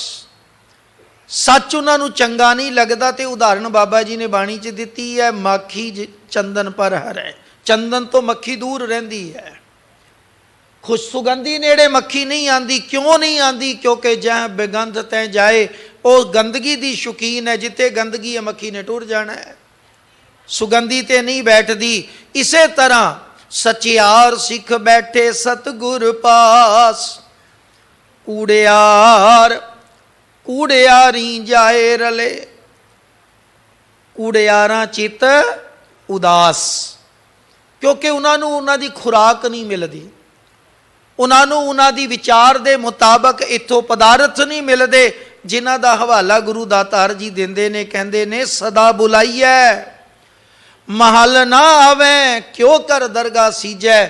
ਔਰ ਜਿਹੜਾ ਗੁਰੂ ਦੇ ਦਰ ਨਹੀਂ ਆਂਦਾ, ਗੁਰੂ ਦੀ ਗੱਲ ਨਹੀਂ ਸੁਣਦਾ, ਕਹਿੰਦੇ ਨੇ ਦਰਗਾਹ ਵਿੱਚ ਪ੍ਰਵਾਨ ਕਿਵੇਂ ਹੋਵੇਗਾ। ਸਤਿਗੁਰ ਕਾ ਮਹਲ ਵਿਰਲਾ ਜਾਣੈ, ਸਦਾ ਰਹਿ ਕਰ ਜੋੜ। ਅਨਿਤਨੇਮੀ ਗੁਰਮੁਖਾਂ ਵਾਂਗੂ ਜਿਵੇਂ ਆਪ ਜੀ ਜੁੜ ਬੈਠਦੇ ਹੋ ਨਾ, ਉਹਨਾਂ ਦੀ ਗੱਲ ਕਰਦੇ। ਕਹਿੰਦੇ ਸਤਿਗੁਰ ਕਾ ਮਹਲ ਵਿਰਲਾ ਜਾਣੈ, ਉਹ ਵਿਰਲੇ ਨੇ, ਹੈਨ ਵਿਰਲੇ ਨਾਹੀ ਘਣੇ ਫੈਲ ਫੱਕੜ ਸੰਸਾਰ। ਉਹ ਟਿਕਣ ਵਾਲੇ, ਬਿਰਤੀ ਜੋੜਨ ਵਾਲਿਆਂ ਦਾ ਜ਼ਿਕਰ ਹੈ। ਗੁਰੂ ਅਮਰਦਾਸ ਸਾਹਿਬ ਮਹਾਰਾਜ ਕਹਿੰਦੇ ਨੇ, ਉਹ ਸਦਾ ਆਪਣੇ ਗੁਰੂ ਅੱਗੇ ਹੱਥ ਜੋੜ ਕੇ ਖੜਦੇ ਹੈ ਤੇ ਆਗਿਆ ਮੰਗਦੇ ਨੇ, ਪਾਤਸ਼ਾਹ ਜਿਵ ਜਿਵ ਤੇਰਾ ਹੁਕਮ ਤਿਵੈ ਤਿਉ ਹੋਵਣਾ, ਜਹ ਜਹ ਰੱਖੈ ਆਪ ਤਹ ਜਾਏ ਖੜੋਵਣਾ। ਤੁਹਾਡੀ ਰਜ਼ਾ ਤੋਂ ਬਿਨਾ, ਤੁਹਾਡੇ ਹੁਕਮ ਤੋਂ ਬਿਨਾ ਹੋਰ ਕਿਸੇ ਪਾਸੇ ਮੈਂ ਨਹੀਂ ਜਾਣਾ। ਆਪਣੀ ਕਿਰਪਾ ਕਰੇ ਹਰ ਮੇਰਾ, ਨਾਨਕ ਲਏ ਬਹੋੜ। ਇੱਥੇ ਬਹੋੜ ਦਾ ਅਰਥ ਹੈ ਜਿਨ੍ਹਾਂ ਦੇ ਮਨ ਮਨਮੁਖਤਾਈ ਵਾਲੇ ਰਸਤੇ ਚੱਲਦੇ ਹੈ, ਮੇਰਾ ਸਤਿਗੁਰੂ ਉਹਨਾਂ ਤੇ ਕਿਰਪਾ ਕਰਕੇ ਮੋੜ ਲੈਂਦਾ ਹੈ। ਭੂਮੀਏ ਚੋਰ ਨੂੰ ਗੁਰੂ ਨੇ ਮੋੜਿਆ, ਸੱਜਣ ਠੱਗ ਨੂੰ ਗੁਰੂ ਨਾਨਕ ਸਾਹਿਬ ਨੇ ਮੋੜਿਆ, ਬਚਨਾਂ ਨੇ ਮੋੜ ਦਿੱਤਾ। ਬਿਧੀ ਚੰਦ ਜੀ ਵਰਗੇ ਜਿਨ੍ਹਾਂ ਦੇ ਮਗਰ ਦੁਨੀਆ ਪਈ ਹੈ ਤੇ ਦੌੜ ਗੁਰੂ ਚਰਨਾਂ ਚ ਆਏ, ਗੁਰੂ ਦਾ ਹੁਕਮ, ਗੁਰੂ ਕੀ ਸੰਗਤ, ਗੁਰੂ ਕੇ ਬਚਨ, ਗੁਰੂ ਕੀ ਕਿਰਪਾ ਮਿਲ ਗਈ ਔਰ ਇਹੋ ਜੀ ਬਖਸ਼ਿਸ਼ ਹੋਈ ਕਿ ਉਹ ਬਿਧੀ ਚੰਦ ਛੀਨਾ ਗੁਰੂ ਕਾ ਸੀਨਾ ਖਿਤਾਬ ਮਾਣ ਗਿਆ। ਕਾਰਨ ਕੀ ਹੈ? ਜਿਨ੍ਹਾਂ ਉੱਤੇ ਤਰਸ ਹੋ ਜਾਂਦਾ ਹੈ, ਜਿਹੜੇ ਗੁਰੂ ਵੱਲ ਆਪਣਾ ਆਪਾ ਭੇਟ ਕਰ ਦਿੰਦੇ ਨੇ, ਗੁਰੂ ਨੂੰ ਸਮਰਪਿਤ ਹੋ ਜਾਂਦੇ ਨੇ, ਉਹਨਾਂ ਵਾਸਤੇ ਬਚਨ ਹੈ, ਆਪਣੀ ਕਿਰਪਾ ਕਰੇ ਹਰ ਮੇਰਾ, ਨਾਨਕ ਲਏ ਬਹੋੜ। ਇੱਕ ਗੱਲ ਕਹਿ ਕੇ ਮੈਂ ਪੌੜੀ ਦੀ ਵਿਚਾਰ ਨਾਲ ਸਾਂਝ ਕਰਦੇ ਹਾਂ। ਆਪਾਂ ਧੰਨ ਗੁਰੂ ਗੋਬਿੰਦ ਸਿੰਘ ਸਾਹਿਬ ਪਾਤਸ਼ਾਹ ਤਿਨਾਂ ਦੇ ਇਤਿਹਾਸ ਵਿੱਚੋਂ ਇੱਕ ਜੀਵਨ ਪੜ੍ਹਦੇ ਹਾਂ, ਭਾਈ ਜੋਗੇ ਦਾ। ਭਾਈ ਸਾਹਿਬ ਭਾਈ ਜੋਗਾ ਜੀ ਜਿਹੜੇ ਸਨ, ਉਹਨਾਂ ਨੇ ਇਕਰਾਰ ਕੀਤਾ। ਦੇਖੋ, ਜਦੋਂ ਗੁਰੂ ਕੋ ਪਾਤਸ਼ਾਹ ਗੁਰੂ ਕਲਗੀਧਰ ਪਿਤਾ ਮਹਾਰਾਜ ਕੋਲ ਅਨੰਦਪੁਰ ਸਾਹਿਬ ਆ ਕੇ ਨਤਮਸਤਕ ਹੋਏ ਤੇ ਤਰਸ ਦੀ ਨਜ਼ਰ ਗੁਰੂ ਕਲਗੀਧਰ ਪਾਤਸ਼ਾਹ ਨੇ ਪਾਈ ਤੇ ਸਵਾਲ ਕੀਤਾ। ਕਹਿੰਦੇ ਪੁੱਤਰ ਨਾਂ ਕੀ ਹੈ? ਕਹਿੰਦੇ ਜੋਗਾ। ਤੇ ਗੁਰੂਦੇਵ ਨੇ ਅਗਲੀ ਗੱਲ ਪੁੱਛ ਲਈ, ਕਹਿਣ ਲੱਗੇ ਜੋਗਾ ਨਾਂ ਤੇ ਬੜਾ ਸੋਹਣਾ ਹੈ, ਹੁਣ ਇੱਕ ਗੱਲ ਹੋਰ ਦੱਸ ਦੇ ਵੀ ਜੋਗਾ ਤੇ ਤੂੰ ਹੈ, ਪਰ ਇਹ ਦੱਸ ਕਿਸ ਦੇ ਜੋਗਾ? ਤੇ ਭਾਈ ਜੋਗਾ ਜੀ ਨੇ ਜਵਾਬ ਦਿੱਤਾ, ਪਾਤਸ਼ਾਹ ਤੁਹਾਡੇ ਜੋਗਾ, ਗੁਰੂ ਜੋਗਾ। ਤੇ ਹੁਣ ਜਾਣੀ ਜਾਣ ਸਤਿਗੁਰੂ ਨੇ, ਘਟ ਘਟ ਕੇ ਅੰਤਰ ਕੀ ਜਾਣਤ ਹੈ ਮੇਰਾ ਮਾਲਕ, ਤੇ ਸਾਡੀ ਆਉਣ ਵਾਲੀ ਜ਼ਿੰਦਗੀ ਦਾ ਸਭ ਕੁਝ ਜਾਣਦੇ ਹੈ। ਤੇ ਗੁਰੂ ਕਲਗੀਧਰ ਪਾਤਸ਼ਾਹ ਮਹਾਰਾਜ ਕਹਿਣ ਲੱਗੇ, ਜੋਗਿਆ ਮੈਂ ਬੜਾ ਖੁਸ਼ ਹਾਂ ਵੀ ਤੂੰ ਇਹ ਬਚਨ ਕਹੇ ਵੀ ਗੁਰੂ ਜੋਗਾ। ਚੱਲ ਤੂੰ ਇਕਰਾਰ ਕੀਤਾ ਵੀ ਗੁਰੂ ਜੋਗਾ, ਅੱਜ ਗੁਰੂ ਵੀ ਤੇਰੇ ਨਾਲ ਇਕਰਾਰ ਕਰਦਾ ਹੈ, ਜੋਗਿਆ ਤੂੰ ਕਦੇ ਗੁਰੂ ਜੋਗਾ ਰਵੇ ਨਾ ਰਵੇ, ਗੁਰੂ ਅੱਜ ਇਕਰਾਰ ਕਰਦਾ ਗੁਰੂ ਤੇਰੇ ਜੋਗਾ ਜ਼ਰੂਰ ਰਹੇਗਾ। ਤੇ ਸਾਧ ਸੰਗਤ ਇਤਿਹਾਸ ਗਵਾਹ ਹੈ, ਜਦੋਂ ਲਾਵਾਂ ਵਿੱਚ ਛੱਡ ਗੁਰੂ ਕੇ ਹੁਕਮ ਦੀ ਕਮਾਈ ਕਰਦੇ ਆ ਭਾਈ ਜੋਗਾ ਜੀ ਆ ਰਹੇ ਨੇ। ਉਹ ਹੁਸ਼ਿਆਰਪੁਰ ਜ਼ਿਲ੍ਹੇ ਦੀ ਘਟਨਾ ਆਪਾਂ ਪੜ੍ਹਦੇ ਹਾਂ। ਉਹਨਾਂ ਪੌੜੀਆਂ ਚੜ੍ਹਨ ਦਾ ਮਨ ਹੋਇਆ, ਅੰਦਰ ਵਿਕਾਰ ਪੈਦਾ ਹੋਇਆ ਤੇ ਉਹਨਾਂ ਪੌੜੀਆਂ ਦੇ ਉੱਤੇ ਚੜ੍ਹਨਾ ਚਾਹੁੰਦਾ ਹੈ। ਤੇ ਜਦੋਂ ਪੌੜੀਆਂ ਚੜ੍ਹਦਾ ਹੈ ਤੇ ਅੱਗੇ ਇੰਜ ਲੱਗਦਾ ਵੀ ਮੇਰਾ ਸਤਿਗੁਰੂ ਖਲੋਤਾ ਹੈ, ਵਾਪਸ ਆ ਜਾਂਦਾ ਹੈ। ਫੇਰ ਚੜ੍ਹਦਾ ਹੈ, ਫੇਰ ਆ ਜਾਂਦਾ ਹੈ। ਜਦੋਂ ਅਨੰਦਪੁਰ ਸਾਹਿਬ ਆ ਕੇ ਸਿਜਦਾ ਕੀਤਾ ਨਾ ਗੁਰੂ ਕਲਗੀਧਰ ਬਾਪੂ ਨੂੰ ਸਵੇਰੇ, ਤੇ ਸਤਿਗੁਰੂ ਮਹਾਰਾਜ ਚੁੱਪ ਬੈਠੇ ਹੈ। ਕਹਿੰਦੇ ਪਾਤਸ਼ਾਹ ਜੀ ਹੁਕਮ ਕਰੋ। ਆਪ ਜੀ ਦਾ ਸੱਦਾ ਮਿਲਿਆ, ਮੈਂ ਦੌੜਿਆ ਆਇਆ। ਪਾਤਸ਼ਾਹ ਹੱਸ ਕੇ ਕਹਿਣ ਲੱਗੇ, ਜੋਗਿਆ ਤੂੰ ਇਕਰਾਰ ਕੀਤਾ ਸੀ ਗੁਰੂ ਜੋਗਾ, ਪਰ ਦੇਖ ਤੂੰ ਇਕਰਾਰ ਆਪਣਾ ਭੁੱਲ ਗਿਆ, ਪਰ ਮੈਂ ਆਪਣਾ ਕੀਤਾ ਇਕਰਾਰ ਪੁਗਾਇਆ। ਕਿਉਂਕਿ ਮੈਂ ਕਿਹਾ ਸੀ ਤੂੰ ਗੁਰੂ ਜੋਗਾ ਰਵੇ ਨਾ ਰਵੇ, ਗੁਰੂ ਤੇਰੇ ਜੋਗਾ ਰਹੇਗਾ। ਉਹ ਜੋਗਿਆ ਤੇਰੇ ਕਰਕੇ ਮੈਂ ਉਹਨਾਂ ਪੌੜੀਆਂ ਤੇ ਖੜ ਕੇ ਤੇਰੀ ਜਿੰਦ ਨੂੰ ਬਚਾਉਣ ਲਈ ਪਹਿਰਾ ਦਿੱਤਾ, ਜਿਨ੍ਹਾਂ ਪੌੜੀਆਂ ਤੇ ਮੈਂ ਸਿੱਖ ਨੂੰ ਨਹੀਂ ਸੀ ਜਾਣ ਦੇਣਾ ਚਾਹੁੰਦਾ। ਉਹਨਾਂ ਪੌੜੀਆਂ ਤੇ ਤੈਨੂੰ ਰੋਕਣ ਵਾਸਤੇ ਮੈਂ ਪਹਿਰਾ ਦੇ ਦਿੱਤਾ ਤੇਰੇ ਲਈ ਸਿੱਖਾ। ਅੱਜ ਇਹ ਇਤਿਹਾਸ ਸੁਣ ਕੇ ਸਾਨੂੰ ਬੜਾ ਅੱਛਾ ਲੱਗਦਾ, ਅਸੀਂ ਸੁਣਾਈ ਜਾਂਦੇ ਹਾਂ, ਪਰ ਆਪਣੇ ਆਪ ਨੂੰ ਵੀ ਗੁਰੂ ਦੇ ਉਸ ਰਹਿਮਤ ਵਾਲੇ ਬਰਕਤ ਵਾਲੇ ਪਾਤਰ ਬਣਨ ਲਈ ਅਰਜ਼ੋਈ ਕਰਕੇ ਖਿਲਾਰੀਏ ਤੇ ਸਹੀ ਆਪਣੇ ਗੁਰੂ ਅੱਗੇ। ਮਾਲਕਾ ਕਿਰਪਾ ਕਰੀ, ਤੁਹਾਡਾ ਤੇ ਏਡਾ ਬਿਰਦ ਹੈ, ਤੁਸੀਂ ਉਹਨਾਂ ਰਸਤਿਆਂ ਤੇ ਵੀ ਖੜ ਜਾਂਦੇ ਹੋ ਜਿਨ੍ਹਾਂ ਰਸਤਿਆਂ ਤੇ ਸਿੱਖ ਨੂੰ ਪਾਬੰਦੀ ਹੈ। ਉਹ ਗੁਰੂ ਸਾਹਿਬ ਦਾਤਾਰ ਮੇਰੇ ਅੰਦਰ ਭਾਵ ਜਾਗਾਓ ਤਾਂ ਕਿ ਮੈਂ ਵੀ ਮੰਗ ਕਰ ਸਕਾਂ, ਜਿਹੜੀ ਮੰਗ ਗੁਰੂ ਅਮਰਦਾਸ ਸਾਹਿਬ ਕਰ ਰਹੇ ਨੇ। ਕਹਿੰਦੇ ਨੇ ਆਪਣੀ ਕਿਰਪਾ ਕਰੇ ਹਰ ਮੇਰਾ, ਨਾਨਕ ਲਏ ਬਹੋੜ। ਮੇਰੇ ਇਸ ਮਨ ਨੂੰ ਜਿਹੜਾ ਡੋਲਦਾ ਹੈ, ਮੇਰੇ ਇਸ ਮਨ ਨੂੰ ਜਿਹੜਾ ਵਿਕਾਰੀ ਹੈ, ਮੇਰੇ ਇਸ ਮਨ ਨੂੰ ਜਿਹੜਾ ਵਿਵਚਾਰੀ ਹੈ, ਮੇਰੇ ਇਸ ਮਨ ਨੂੰ ਜਿਹੜਾ ਮਾਇਆ ਧਾਰੀ ਬਣਨਾ ਚਾਹੁੰਦਾ ਹੈ, ਇਸ ਨੂੰ ਮੋੜ ਲੈ। ਕਿਉਂਕਿ ਤੁਹਾਡਾ ਬਿਰਦ ਹੈ, ਤੁਸੀਂ ਮੋੜ ਸਕਦੇ ਹੋ ਤੇ ਮੋੜਨ ਦੇ ਸਮਰੱਥ ਹੋ, ਬਸ ਤਰਸ ਕਰਦੇ ਹੋ। ਅੱਗੇ ਪੌੜੀ ਹੈ, ਇਹ ਮਨ ਕਦੋਂ ਮੁੜੇਗਾ? ਗੁਰੂ ਨੇ ਇੱਕ ਰੀਤ ਦਿੱਤੀ ਹੈ, ਗੁਰੂ ਰਾਮਦਾਸ ਸਾਹਿਬ ਦੀ ਉਚਾਰੀ ਪੌੜੀ, ਸਾ ਸੇਵਾ ਕੀਤੀ ਸਫਲ ਹੈ ਜਿਤ ਸਤਿਗੁਰ ਕਾ ਮਨ ਮੰਨੇ। ਵੇਖੋ ਦੋ ਸ਼ਰਤਾਂ ਨੇ। ਇੱਕ ਤੇ ਉਹ ਸੇਵਾ, ਪਹਿਲੀ ਗੱਲ ਸੇਵਾ ਦੀ ਭਾਵਨਾ ਜਗਾਓ। ਪਰ ਕਈ ਵਾਰੀ ਸਾਡੇ ਅੰਦਰ ਸੇਵਾ ਦੀ ਭਾਵਨਾ ਅਸੀਂ ਕਰਨ ਲੱਗਦੇ ਹਾਂ, ਪਰ ਇਹ ਨਹੀਂ ਦੇਖਦੇ ਵੀ ਇਹ ਕੀਤਾ ਕੰਮ ਮੇਰਾ ਗੁਰੂ ਨੂੰ ਪ੍ਰਵਾਨ ਹੈ। ਅਗਰ ਗੁਰੂ ਨੂੰ ਕਬੂਲ ਨਹੀਂ ਤੇ ਉਹ ਕੀਤਾ ਹੋਇਆ ਨਿਰਮੂਲ ਕਰਮ ਗਿਣਿਆ ਜਾਣਾ। ਇਸ ਲਈ ਕਹਿੰਦੇ ਸਾ ਸੇਵਾ ਕੀਤੀ ਸਫਲ ਹੈ, ਉਹ ਸੇਵਾ ਕੀਤੀ ਪ੍ਰਵਾਨ ਹੈ ਜਿਤ ਸਤਿਗੁਰ ਕਾ ਮਨ ਮੰਨੇ, ਜਿਸ ਸੇਵਾ ਨਾਲ ਤੇਰੇ ਗੁਰੂ ਦਾ ਮਨ ਮੰਨਦਾ ਹੋਵੇ। ਖਿਮਾ ਕਰਨਾ ਗੁਰੂ ਪਿਆਰਿਓ, ਮੈਂ ਮੁਆਫੀ ਪਹਿਲੋਂ ਮੰਗ ਲਵਾਂ। ਅਸੀਂ ਅੱਜ ਗੁਰਦੁਆਰਿਆਂ ਵਿੱਚ ਵੀ ਬਹੁਤ ਸਾਰੇ ਕਰਮ ਉਹ ਕਰ ਜਾਂਦੇ ਆ ਸੇਵਾ ਦੇ ਨਾਂ ਤੇ ਜਿਹੜੇ ਗੁਰਬਾਣੀ ਵਿੱਚ ਰੋਕੇ ਗਏ ਹੈ। ਜਿਨ੍ਹਾਂ ਕਰਮਾਂ ਦੀ ਗੁਰੂ ਗ੍ਰੰਥ ਸਾਹਿਬ ਦੀ ਅੰਮ੍ਰਿਤ ਬਾਣੀ ਵਿੱਚ ਰੋਕ ਹੈ, ਤੇ ਜੇ ਅਸੀਂ ਰੋਕਦੇ ਹਾਂ ਤੇ ਅੱਗੋਂ ਜਵਾਬ ਮਿਲਦਾ ਕਿਸੇ ਦੀ ਸ਼ਰਧਾ ਨੂੰ ਠੇਸ ਨਹੀਂ ਪਹੁੰਚਾਣੀ ਚਾਹੀਦੀ। ਜੇ ਸ਼ਰਧਾ ਨੂੰ ਠੇਸ ਦੀ ਗੱਲ ਹੋਵੇ ਤੇ ਗੁਰਮਤ ਨਹੀਂ ਜੇ ਪ੍ਰਚਾਰੀ ਜਾਣੀ ਪਿਆਰਿਓ, ਫਿਰ ਤੇ ਸ਼ਰਾਧ ਵੀ ਮਨਾ ਨਹੀਂ ਕੀਤੇ ਜਾਣਗੇ। ਫਿਰ ਤੇ ਹੋਰ ਬੜੇ ਕਰਮ ਨੇ ਜਿਨ੍ਹਾਂ ਨੂੰ ਅੱਜ ਸਿੱਖ ਧਰਮ ਦੇ ਨਾਂ ਤੇ ਕਰਨ ਲੱਗ ਪਏ ਹੈ। ਸੋ ਇਹ ਬੜਾ ਪਿਆਰਾ ਸਿਧਾਂਤ ਗੁਰੂ ਰਾਮਦਾਸ ਸਾਹਿਬ ਜੀ ਨੇ ਬਖਸ਼ਿਸ਼ ਕੀਤਾ ਹੈ ਕਿ ਕਰਨ ਤੋਂ ਪਹਿਲਾਂ ਸੋਚ ਲਈ ਕੀ ਤੇਰੇ ਗੁਰੂ ਨੂੰ ਪ੍ਰਵਾਨ ਹੈ। ਇਸ ਦੇ ਵਿੱਚ ਬਹੁਤ ਕੁਛ ਹੈ। ਅੱਜ ਲੰਗਰ ਦੀ ਪ੍ਰਥਾ ਸਾਡੀ ਜਿਹੜੀ ਬਹੁਤ ਦੂਰ ਹੋ ਗਈ ਹੈ ਗੁਰੂ ਨਾਨਕ ਦੇ ਮਾਰਗ ਤੋਂ। ਨਾਮ ਲੰਗਰ ਹੀ ਹੁੰਦਾ ਹੈ, ਲੰਗਰ ਹੈ ਪੰਗਤ ਦਾ। ਅੱਜ ਗੁਰੂ ਕਾ ਲੰਗਰ ਪੰਗਤ ਰੂਪ ਵਿੱਚ ਘਟ ਗਿਆ ਤੇ ਟੇਬਲਾਂ ਤੇ ਬਾਹਰ ਆ ਗਿਆ, ਸਟਾਲ ਲੱਗਦੇ ਹੈ, ਉੱਥੇ ਆਪਣੇ ਬੈਨਰ ਲੱਗਦੇ ਹੈ, ਤੇ ਫਿਰ ਵਰਤਾਵੇ ਵੀ ਸਾਡੇ, ਤੇ ਉਸ ਦਾ ਖਿਲਾਰਾ ਵੀ ਕਿਤਨਾ ਕੁ ਪੈਂਦਾ ਅਸੀਂ ਦੇਖਦੇ ਹੀ ਹਾਂ। ਲੰਗਰ ਜਿਹੜਾ ਹੈ ਉਸ ਦੀ ਮਰਿਆਦਾ ਗੁਰੂ ਨਾਨਕ ਦੇ ਘਰ ਤੋਂ ਪਰਪੱਕਤਾ ਜਿਹੜੀ ਹੈ, ਦ੍ਰਿੜਤਾ ਜਿਹੜੀ ਹੈ, ਮਜ਼ਬੂਤੀ ਇੱਥੋਂ ਪੈਦਾ ਹੋਈ। ਤੇ ਅੱਜ ਅਸੀਂ ਜੋ ਕੁਝ ਕਰਦੇ ਹਾਂ ਚੌਂਕਾਂ 'ਚ ਲਾ ਲੰਗਰ ਹੈ ਜੀ, ਫਿਰ ਜਿਹੜਾ ਉਸ ਦੇ ਨਾਲ ਇੱਕ ਪਾਸੇ ਤੇ ਜਿਸ ਨੂੰ ਲੰਗਰ ਦੀ ਕਦਰ ਹੈ ਉਹ ਚੁੱਕ ਪ੍ਰਸ਼ਾਦੇ ਵੀ ਮੱਥੇ ਨੂੰ ਲਾਉਂਦਾ ਹੈ, ਤੇ ਜਦੋਂ ਉਸੇ ਨੂੰ ਥੱਲੇ ਸੁੱਟ ਕੇ ਦੌੜਦਾ ਫਿਰ ਉਹ ਲੰਗਰ ਰਹਿੰਦਾ ਹੈ। ਖਾਸ ਕਰ ਦੇਖਣ ਹੋਵੇ ਨਗਰ ਕੀਰਤਨਾਂ 'ਚ ਦੇਖ ਲਓ, ਨਗਰ ਕੀਰਤਨ ਕੀ ਹੈ? ਸ਼ਬਦ ਦੇ ਆਧਾਰ ਤੇ ਜਿਹੜਾ ਨਗਰ ਕੀਰਤਨ ਸੀ ਉਹ ਹੈ ਤੇ ਉਸਤਤ ਵਾਲੀ ਫੇਰੀ ਸੀ।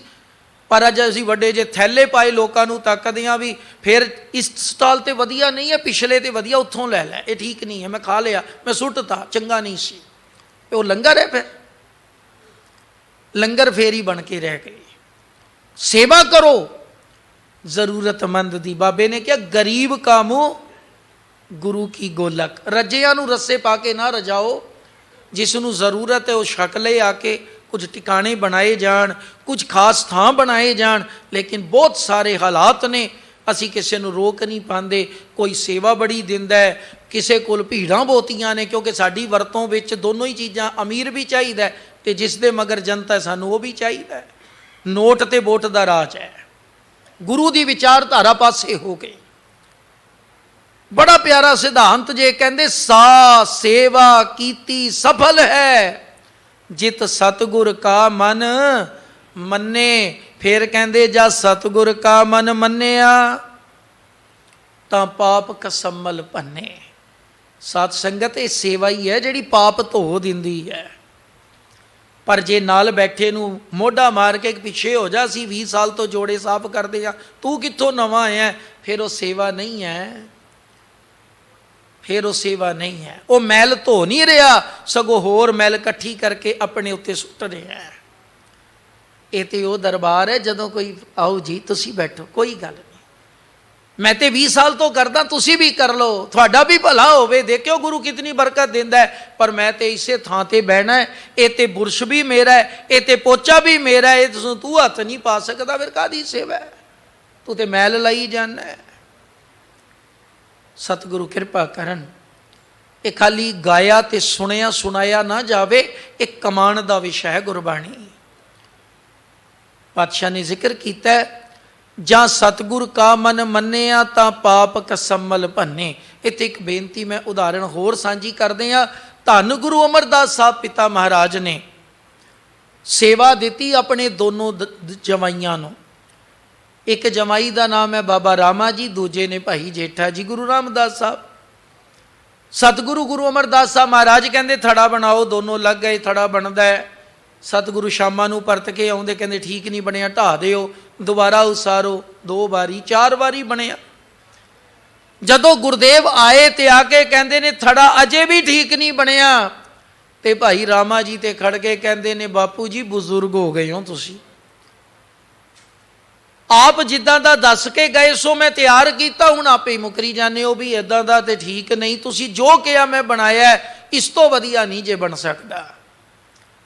ਤੇ ਦੂਸਰੇ ਪਾਸੇ ਸਾ ਸੇਵਾ ਕੀਤੀ ਸਫਲ ਹੈ ਜਿਤ ਸਤਿਗੁਰ ਕਾ ਮਨ ਮੰਨੇ। ਹੁਣ ਖੁਸ਼ੀ ਤੇ ਗੁਰੂ ਦੀ ਲੈਣੀ ਹੈ, ਆਪਣੇ ਮਨ ਦੀ ਖੁਸ਼ੀ, ਆਪਣੇ ਅਹੰਕਾਰ ਨੂੰ ਥੋੜੀ ਦ੍ਰਿੜਾਉਣਾ ਸੀ। ਧੰਨ ਗੁਰੂ ਰਾਮਦਾਸ ਸਾਹਿਬ ਦੇ ਹੱਥ ਜੁੜ ਗਏ, ਪਾਤਸ਼ਾਹ ਮੈਂ ਤੇ ਭੋਲਾ ਹਾਂ, ਇਆਣਾ ਹਾਂ, ਮੂਰਖ ਹਾਂ, ਸਮਝ ਤੋਂ ਹੀ ਨਾ ਹਾਂ, ਕਿਰਪਾ ਕਰੋ ਤੁਹਾਡੇ ਹੁਕਮ ਨੂੰ ਸਮਝ ਸਕਾਂ ਤੇ ਤੁਹਾਡੀ ਪਸੰਦ ਦਾ, ਤੁਹਾਡੇ ਹੁਕਮ ਮੁਤਾਬਕ ਜੈਸਾ ਆਪ ਜੀ ਨੂੰ ਥੜਾ ਚਾਹੀਦਾ ਬਣਾ ਸਕਾਂ। ਮਿਹਰ ਕਰਦੇ ਹੋ, ਤੁਹਾਡੀ ਕਿਰਪਾ ਤੋਂ ਬਿਨਾਂ ਨਹੀਂ ਮੈਂ ਬਣਾ ਸਕਦਾ, ਮੇਰੀ ਸਿਆਣਪ ਨਹੀਂ ਕੰਮ ਕਰਦੀ, ਮੇਰੇ ਕੋਲ ਹੈ ਹੀ ਕੁਛ ਨਹੀਂ। ਗੁਰੂ ਗਲਵਕੜੀ ਚ ਲੈਂਦਾ ਹੈ, ਗੁਰੂ ਗਲੇ ਲਗਾਉਂਦਾ। ਸਿੱਖਾ ਅਗਰ ਨਿਮਰਤਾ ਤੇ ਗੁਰੂ ਵਾਸਤੇ ਤੇਰੇ ਅੰਦਰ ਪ੍ਰੀਤ ਹੈ, ਤੇ ਜੇ ਪ੍ਰੀਤ ਹੋਵੇ ਫਿਰ ਅਸੀਂ ਉਹੀ ਕਰਾਂਗੇ ਜਿਹੜਾ ਗੁਰੂ ਨੂੰ ਭਾਵੇਗਾ। ਸਤਿਗੁਰੂ ਅੱਗੇ ਕਹਿ ਰਹੇ ਨੇ, ਉਪਦੇਸ਼ ਜੇ ਦਿੱਤਾ ਸਤਿਗੁਰੂ ਸੋ ਸੁਣਿਆ ਸਿੱਖੀ ਕੰਨੇ। ਹੁਕਮ ਗੁਰੂਦੇਵ ਜੋ ਕਰਦੇ ਨੇ, ਸਿੱਖ ਉਸ ਨੂੰ ਕੰਨੇ ਦਾ ਅਰਥ ਕੰਨ ਦੇ ਕੇ ਬੜੇ ਧਿਆਨ ਦੇ ਨਾਲ ਸੁਣਦਾ ਹੈ, ਬਹੁਤ ਪਿਆਰ ਦੇ ਨਾਲ, ਗੋਹ ਦੇ ਨਾਲ, ਧਿਆਨ ਦੇ ਨਾਲ ਸੁਣਦਾ ਹੈ। ਗੌਰ ਨਾਲ ਸੁਣਨਾ ਗੁਰੂ ਦੇ ਹੁਕਮ ਨੂੰ, ਕਿਉਂਕਿ ਜੇ ਸੁਣਾਂਗੇ ਨਹੀਂ ਤੇ ਕਮਾਵਾਂਗੇ ਕੀ। ਇੱਥੇ ਕਰਜ਼ ਹੋਰ ਕਰਦੇ ਹਾਂ, ਆ ਗੁਰਦੁਆਰਿਆਂ ਵਿੱਚ ਕੀਰਤਨ ਚੱਲਦਾ ਹੈ, ਕਥਾ ਚੱਲਦੀ ਹੈ, ਪਾਠ ਹੋ ਰਿਹਾ ਹੈ, ਤੇ ਅਸੀਂ ਆਪਣਾ ਗੁਟਕਾ ਸਾਹਿਬ ਲੈ ਕੇ ਕਰ ਰਹੇ ਹਾਂ ਪਾਠ। ਫਿਰ ਇਹ ਨਹੀਂ ਸਮਝ ਆਉਂਦੀ ਵੀ ਇਹ ਹੁਕਮ ਜਿਹੜਾ ਭਾਈ ਸਾਹਿਬ ਪੜ੍ਹ ਰਹੇ ਸੀ ਉਹ ਸੁਣਨਾ ਹੈ ਜਾਂ ਜਿਹੜਾ ਗੁਟਕਾ ਸਾਹਿਬ ਲੈ ਕੇ ਅਸੀਂ ਬੈਠੇ ਹਾਂ ਉਹ ਸੁਣਨਾ ਹੈ। ਫਿਰ ਅਸੀਂ ਆਪ ਹੀ ਭੁਲੇਖੇ 'ਚ ਰਹਿੰਦੇ ਆ, ਨਾ ਸਮਝ ਕੁਝ ਪੈਂਦੀ ਹੈ। ਕਈ ਤੇ ਅਰਦਾਸ ਵਿੱਚ ਵੀ ਗੁਟਕਾ ਲਈ ਖੜੇ ਹੁੰਦੇ ਨੇ, ਸਮਝ ਤੋਂ ਬਾਹਰ ਹੈ ਗੱਲ। ਆਪਣੇ ਮਨ ਨੂੰ ਇੱਕ ਪਾਸੇ ਜੋੜਨਾ ਪਿਆਰਿਓ। ਮੈਨੂੰ ਗੱਲ ਯਾਦ ਹੈ ਜਦੋਂ ਸਿੰਘ ਸਾਹਿਬ ਗਿਆਨੀ ਮੋਹਨ ਸਿੰਘ ਜੀ ਦਰਬਾਰ ਸਾਹਿਬ ਬਤੌਰੇ ਗ੍ਰੰਥੀ ਸੇਵਾ ਵਿੱਚ ਸਨ, ਤੇ ਸਵਾਲ ਕੀਤਾ ਸੀ ਉਹਨਾਂ ਨੂੰ ਵੀ, ਕਹਿੰਦੇ ਜੀ ਇਹ ਜਿਹੜੇ ਪਾਠ ਵੀ ਕਰੀ ਜਾਂਦੇ ਕੀ, ਕਹਿੰਦੇ ਹੱਸ ਕੇ ਪਤਾ ਬੜਾ ਦੇਖੋ ਬੜਾ ਪਿਆਰਾ ਜਿਹਾ ਸਹਿਜ ਸੁਭਾ ਖੈਰ ਉਹਨਾਂ ਨੇ ਬੋਲ ਕਿਹਾ ਸੀ। ਕਹਿੰਦੇ ਨੇ ਇਹ ਉਹ ਲੋਕ ਨੇ ਮੀਂਹ ਪੈਂਦੇ ਵਿੱਚ ਆਪਣਾ ਨਲਕਾ ਗੇੜ ਕੇ ਕਹਿੰਦੇ ਆਪਣੀ ਖੇਤੀ ਸਿੰਚ ਲਈਏ। ਮੀਂਹ ਪੈ ਰਿਹਾ, ਗੁਰੂ ਦੀ ਰਹਿਮਤ ਦਾ ਬਰਕਤ ਦਾ ਕੀਰਤਨ ਹੋ ਰਿਹਾ, ਤੇ ਅਸੀਂ ਆਪਣਾ ਗੁਟਕਾ ਸਾਹਿਬ ਲੈ ਕੇ ਲੱਗੇ ਹਾਂ। ਬਾਣੀ ਇਹ ਵੀ ਹੋਈ ਹੈ ਜਿਹੜੀ ਗਾਈ ਜਾ ਰਹੀ ਹੈ, ਜਿਹੜੀ ਤੁਸੀਂ ਪੜ੍ਹਨਾ ਚਾਹੁੰਦੇ ਹੋ। ਵੈਸੇ ਇੱਕ ਹੋਰ ਅਰਜ਼ ਹੈ, ਨਿਤਨੇਮ ਸਿੱਖ ਦਾ ਹੋਮਵਰਕ ਹੈ, ਕਲਾਸ ਵਰਕ ਨਹੀਂ ਹੈ। ਇਹ ਆਪਣੇ ਘਰ ਉੱਠ ਕੇ ਅੰਮ੍ਰਿਤ ਵੇਲੇ ਸੰਭਾਲ ਕਰੇ, ਜਾਂ ਗੁਰਦੁਆਰਾ ਸਾਹਿਬ ਅੰਮ੍ਰਿਤ ਵੇਲੇ ਆਵੇ ਜਦੋਂ ਇੱਥੇ ਨਿਤਨੇਮ ਹੁੰਦਾ ਹੈ। ਹੁਣ ਪਹਿਲਾ ਪੀਰੀਅਡ ਸਕੂਲ ਵਿੱਚ ਲੱਗਦਾ ਹੋਵੇ ਮੈਥ ਦਾ, ਤੇ ਬੱਚਾ ਕੱਢ ਕੇ ਬਹਿ ਜੇ ਕੈਮਿਸਟਰੀ ਦੀ ਬੁੱਕ, ਤੇ ਮਾਸਟਰ ਨੇ ਬਾਹਰ ਹੀ ਕਰ ਦੇਣਾ ਉਸ ਨੂੰ। ਉਹ ਕਹਿੰਦਾ ਜੀ ਮੇਰਾ ਤੇ ਕੰਮ ਰਹਿ ਗਿਆ ਸੀ। ਉਹ ਕਹਿੰਦਾ ਫਿਰ ਉਸ ਪੀਰੀਅਡ 'ਚ ਕਰੀ ਨਾ, ਜਦੋਂ ਸਮਾਂ ਆਵੇ। ਹੁਣ ਤੇ ਉਹ ਪੜ੍ਹ ਲੈ। ਹੁਣ ਉਹ ਨਾ ਤੇ ਉਸ ਟੀਚਰ ਦੀ ਪੜ੍ਹਾਈ ਜੋਗਾ, ਨਾ ਪਹਿਲੇ ਜੋਗਾ, ਉਹ ਫਿਰ ਬਾਹਰ ਹੀ ਖੜਾ ਹੋ ਕੇ ਸਮਾਂ ਗੁਜ਼ਾਰ ਕੇ ਆ ਜਾਂਦਾ ਹੈ। ਇਹ ਹਾਲਤ ਹੈ ਸਾਡੀ ਅੱਜ। ਗੁਰੂ ਕੋਲ ਆਏ ਆ, ਇਹ ਬਚਨ ਨੇ ਦੇਖੋ, ਕਹਿੰਦੇ ਉਪਦੇਸ਼ ਜੇ ਦਿੱਤਾ ਸਤਿਗੁਰੂ, ਸੋ ਸੁਣਿਆ ਸਿੱਖੀ ਕੰਨੇ, ਜਿਨ ਸਤਿਗੁਰ ਕਾ ਭਾਣਾ ਮੰਨਿਆ, ਤਿਨ ਚੜੀ ਚਵਗਣ ਵੰਨੇ। ਜਿਨ੍ਹਾਂ ਨੇ ਗੁਰੂ ਦੇ ਉਪਦੇਸ਼ ਨੂੰ ਸੁਣ ਲਿਆ, ਗੁਰੂ ਦੇ ਭਾਣੇ ਨੂੰ, ਗੁਰੂ ਦੀ ਰਜ਼ਾ ਨੂੰ, ਸਤਿਗੁਰੂ ਦੀ ਆਗਿਆ ਨੂੰ ਸੁਣਿਆ ਮੰਨਿਆ, ਉਹਨਾਂ ਨੂੰ ਸੋਹਣੀ ਰੰਗਤ ਮਿਲਦੀ ਹੈ ਗੁਰੂ ਦੇ ਭਾਣੇ ਵਿੱਚ ਰਹਿਣ ਵਾਲਿਆਂ ਨੂੰ। ਉਹ ਬੜੇ ਆਨੰਦਮਈ ਹੋ ਜਾਂਦੇ ਨੇ। ਆਸਾ ਕੀ ਵਾਰ ਵਿੱਚ ਬਚਨ ਆਪਾਂ ਹੁਣੇ ਸਰਵਣ ਕੀਤੇ ਨੇ, ਚਾਕਰ ਲੱਗੈ ਚਾਕਰੀ ਜੇ ਚੱਲੈ ਖਸਮੈ ਭਾਏ। ਅੱਗੇ ਬਚਨ ਹੈ ਹੁਰਮਤ ਇਸਨੋ ਅਗਲੀ, ਉਹ ਵਜੋਂ ਭੇਦੂ ਨਾ ਖਾਏ। ਉਸ ਨੂੰ ਗੁਰਦੇਵ ਮਿਹਨਤਾਨਾ ਡਬਲ ਦਿੰਦੇ, ਜਿਸ ਨੂੰ ਅਸੀਂ ਬੋਨਸ ਕਹਿੰਦੇ ਆ, ਅਲੱਗ ਤੋਂ ਹੋਰ ਬਰਕਤ ਮਿਲੇਗੀ ਅਗਰ ਤੂੰ ਗੁਰੂ ਦੀ ਆਗਿਆ ਵਿੱਚ, ਗੁਰੂ ਦੀ ਰਜ਼ਾ ਵਿੱਚ ਆਪਣੇ ਆਪ ਨੂੰ ਜੋੜੇ। ਹੁਣ ਗੁਰੂ ਤੇ ਰੋਜ਼ ਹੀ ਆਗਿਆ ਕਰਦਾ, ਗੁਰੂ ਦਾ ਹੁਕਮ ਹੈ, ਗੁਰ ਸਤਿਗੁਰ ਕਾ ਜੋ ਸਿੱਖ ਅਖਾਏ, ਸੋ ਭਲ ਕੇ ਉਠ ਹਰ ਨਾਮ ਤੇ ਆਵੈ। ਉਦਮ ਕਰੇ ਭਲ ਕੇ ਪ੍ਰਭਾਤੀ, ਇਸ਼ਨਾਨ ਕਰੇ ਅੰਮ੍ਰਿਤਸਰ ਨਾਵੈ। ਹੁਣ ਉਪਦੇਸ਼ ਗੁਰੂ ਹਰ ਹਰ ਜਪ ਜਾਪੈ, ਫਿਰ ਚੜ੍ਹੈ ਦਿਵਸ ਗੁਰਬਾਣੀ ਗਾਵੈ, ਫਿਰ ਆਗਿਆ ਹੈ ਬਹਿੰਦਿਆਂ ਉੱਠਦਿਆਂ ਹਰ ਨਾਮ ਤੇ ਆਵੈ। ਫਿਰ ਹੁਕਮ ਹੈ ਗੁਰੂ ਕਾ ਜੋ ਸਾਸ ਗਿਰਾਸ ਧਿਆਏ ਮੇਰਾ ਹਰ ਹਰ, ਸੋ ਗੁਰਸਿੱਖ ਗੁਰੂ ਮਨ ਭਾਵੈ। ਔਰ ਜੋ ਇਸ ਮੁਕਾਮ ਤੇ ਪਹੁੰਚਦਾ ਸਾਧ ਸੰਗਤ ਜੀ, ਗੁਰਦੇਵ ਕਹਿੰਦੇ ਨੇ, ਬਚਨ ਗੁਰੂ ਰਾਮਦਾਸ ਸਾਹਿਬ ਜੀ ਦਾ ਹੀ ਹੈ, ਜਨ ਨਾਨਕ ਧੂੜ ਮੰਗੈ ਤਿਸ ਗੁਰਸਿੱਖ ਕੀ, ਜੋ ਆਪ ਜਪੈ ਅਵਰੈ ਨਾਮ ਜਪਾਵੈ। ਸੋ ਪਹਿਲਾ ਕਰਮ ਹੈ ਗੁਰੂ ਦੀ ਹੁਕਮ ਨੂੰ ਸੁਣਨਾ, ਸੁਣਿਆ, ਫਿਰ ਹੁਕਮ ਹੈ ਮੰਨਣਾ, ਮੰਨਿਆ, ਫਿਰ ਹੈ ਮਨ ਵਿੱਚ ਟਿਕਾਉਣਾ, ਮਨ ਕੀਤਾ ਭਾਓ, ਅੰਤਰਗਤ ਤੀਰਥ ਮਲ ਨਾਓ। ਫਿਰ ਬਰਕਤ ਹੈ ਮੈਲ ਧੁੱਪਦੀ ਹੈ, ਤੇ ਜਿਨ ਸਤਿਗੁਰ ਕਾ ਭਾਣਾ ਮੰਨਿਆ, ਤਿਨ ਚੜੀ ਚਵਗਣ ਵੰਨੇ। ਇਹ ਚਾਲ ਨਿਰਾਲੀ ਗੁਰਮੁਖੀ, ਗੁਰ ਦਿਖਿਆ ਸੁਣ ਮਨ ਭਿੰਨੇ। ਇਹ ਹੈ ਚਾਲ ਭਗਤਾਂ ਦੀ, ਇਹ ਹੈ ਚਾਲ ਗੁਰਸਿੱਖਾਂ ਦੀ, ਜਿਹੜੀ ਸੰਸਾਰ ਤੋਂ ਨਿਆਰੀ ਹੈ। ਇੱਥੇ ਇੱਕ ਅਰਜ਼ ਕਹਿ ਕੇ ਮੈਂ ਸਮਾਪਤੀ ਵੱਲ ਆਵਾਂ। ਗੁਰੂ ਪਿਆਰ ਵਾਲਿਓ, ਜਿਹੜੀ ਗੁਰਸਿੱਖਾਂ ਦੀ ਚਾਲ ਹੈ ਨਾ, ਜਿੰਨਾ ਕੁਝ ਵੀ ਆਪਾਂ ਅਖਰੀ ਬੋਧ ਵਿਚਾਰਨ ਦਾ ਯਤਨ ਕੀਤਾ ਹੈ, ਇਸ ਦੇ ਮੁਤਾਬਕ ਅੰਮ੍ਰਿਤ ਵੇਲੇ ਉੱਠਣਾ ਵੀ ਅੱਜ ਔਖਾ ਲੱਗਦਾ ਹੈ, ਗੁਰੂ ਦੀ ਗੱਲ ਸੁਣਨੀ ਵੀ ਔਖੀ ਹੈ, ਮੰਨਣੀ ਵੀ ਔਖੀ। ਮਨ ਦੀਆਂ ਗੱਲਾਂ ਪਿਆਰੀਆਂ ਨੇ, ਕਾਰਨ ਕੀ ਹੈ? ਕਿਉਂਕਿ ਗੁਰੂ ਦਾ ਰਸਤਾ ਤਿੱਖਾ ਬੜਾ ਹੈ। ਗੁਰੂ ਦੇ ਰਸਤੇ ਤੇ ਚੱਲਣਾ ਬੜਾ ਮੁਸ਼ਕਲ ਲੱਗਦਾ ਹੈ। ਔਖਾ ਕਿਉਂ ਹੈ? ਗੁਰੂ ਅਮਰਦਾਸ ਸਾਹਿਬ ਬਾਪੂ ਜੀ ਬੜੇ ਪਿਆਰ ਨਾਲ ਆਨੰਦ ਸਾਹਿਬ ਵਿੱਚ ਕਹਿੰਦੇ ਨੇ, ਖੰਨਿਓ ਤਿੱਖੀ ਵਾਲੋ ਨਿੱਕੀ, ਏਤ ਮਾਰਗ ਜਾਣਾ ਗੁਰ ਪ੍ਰਸਾਦੀ, ਜਿਨੀ ਆਪ ਤਜਿਆ ਹਰ ਵਾਸਨਾ ਸਮਾਣੀ, ਕਹਿ ਨਾਨਕ ਚਾਲ ਭਗਤਾਂ जुगो जुग निराली। और जिहड़ा एक वारी इस रस्ते चल पिया वो फिर न्यारा ही रहिंदा जे दुनिया 'च। उसका जोड़ कदे माया धारियां नाल नहीं हुंदा, जितना मर्जी कोई जतन कर लवे। ऐसी चाल मेरे गुरु ने अपने सिखां नूं बख्शिश कीती है। जिहड़ा अज दा ये हुक्म है, अज दी विचार विच इक्को तत्त निकलदा है कि गुरसिखां दी चाल निराली होवे, पर ये निराली चाल बनदी है। अज दे एक चाल असी होर बना लई, असी जी कपड़े चोले वड्डे पाए, असी दुमाले सजा ले, साडे लिशकवें गातरे ने, साडा लिशकवा रूप है।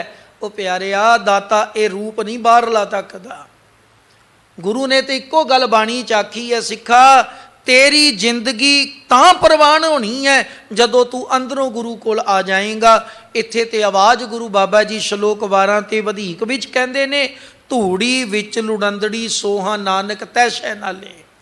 कहंदे मिट्टी च लिबड़े नूं भी कबूल कर लेना मेरे दाते ने, अगर तू अंदरों जुड़िया होया है। ते अंदर दी जो चाल, अंदर दा जोड़ जिहड़ा वो बाणी नूं कमाया बनदा है। लिबास ने, भेख ने, अज जिहड़ा धर्म दा वेश है ये लड़ाई दा कारण है। अज धर्म दा लिबास लड़ाई करा रहा है, अंदरला धर्म जिहड़ा है वो जोड़न दा काम करदा है।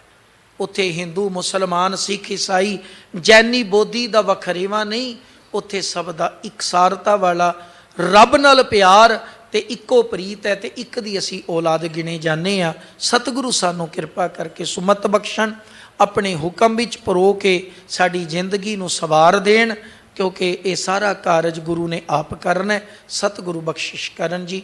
इतने क बचन प्रवान करियो। विचारां दी सांझ करदे आ, बेअंत भुलां हो जांदियां ने। साध संगत अते शब्द गुरु गुरु ग्रंथ साहिब पातशाह बख्शण जोग हन। बख्श लैण फतेह दी सांझ पाओ। वाहिगुरु जी का खालसा, वाहिगुरु जी की फतेह।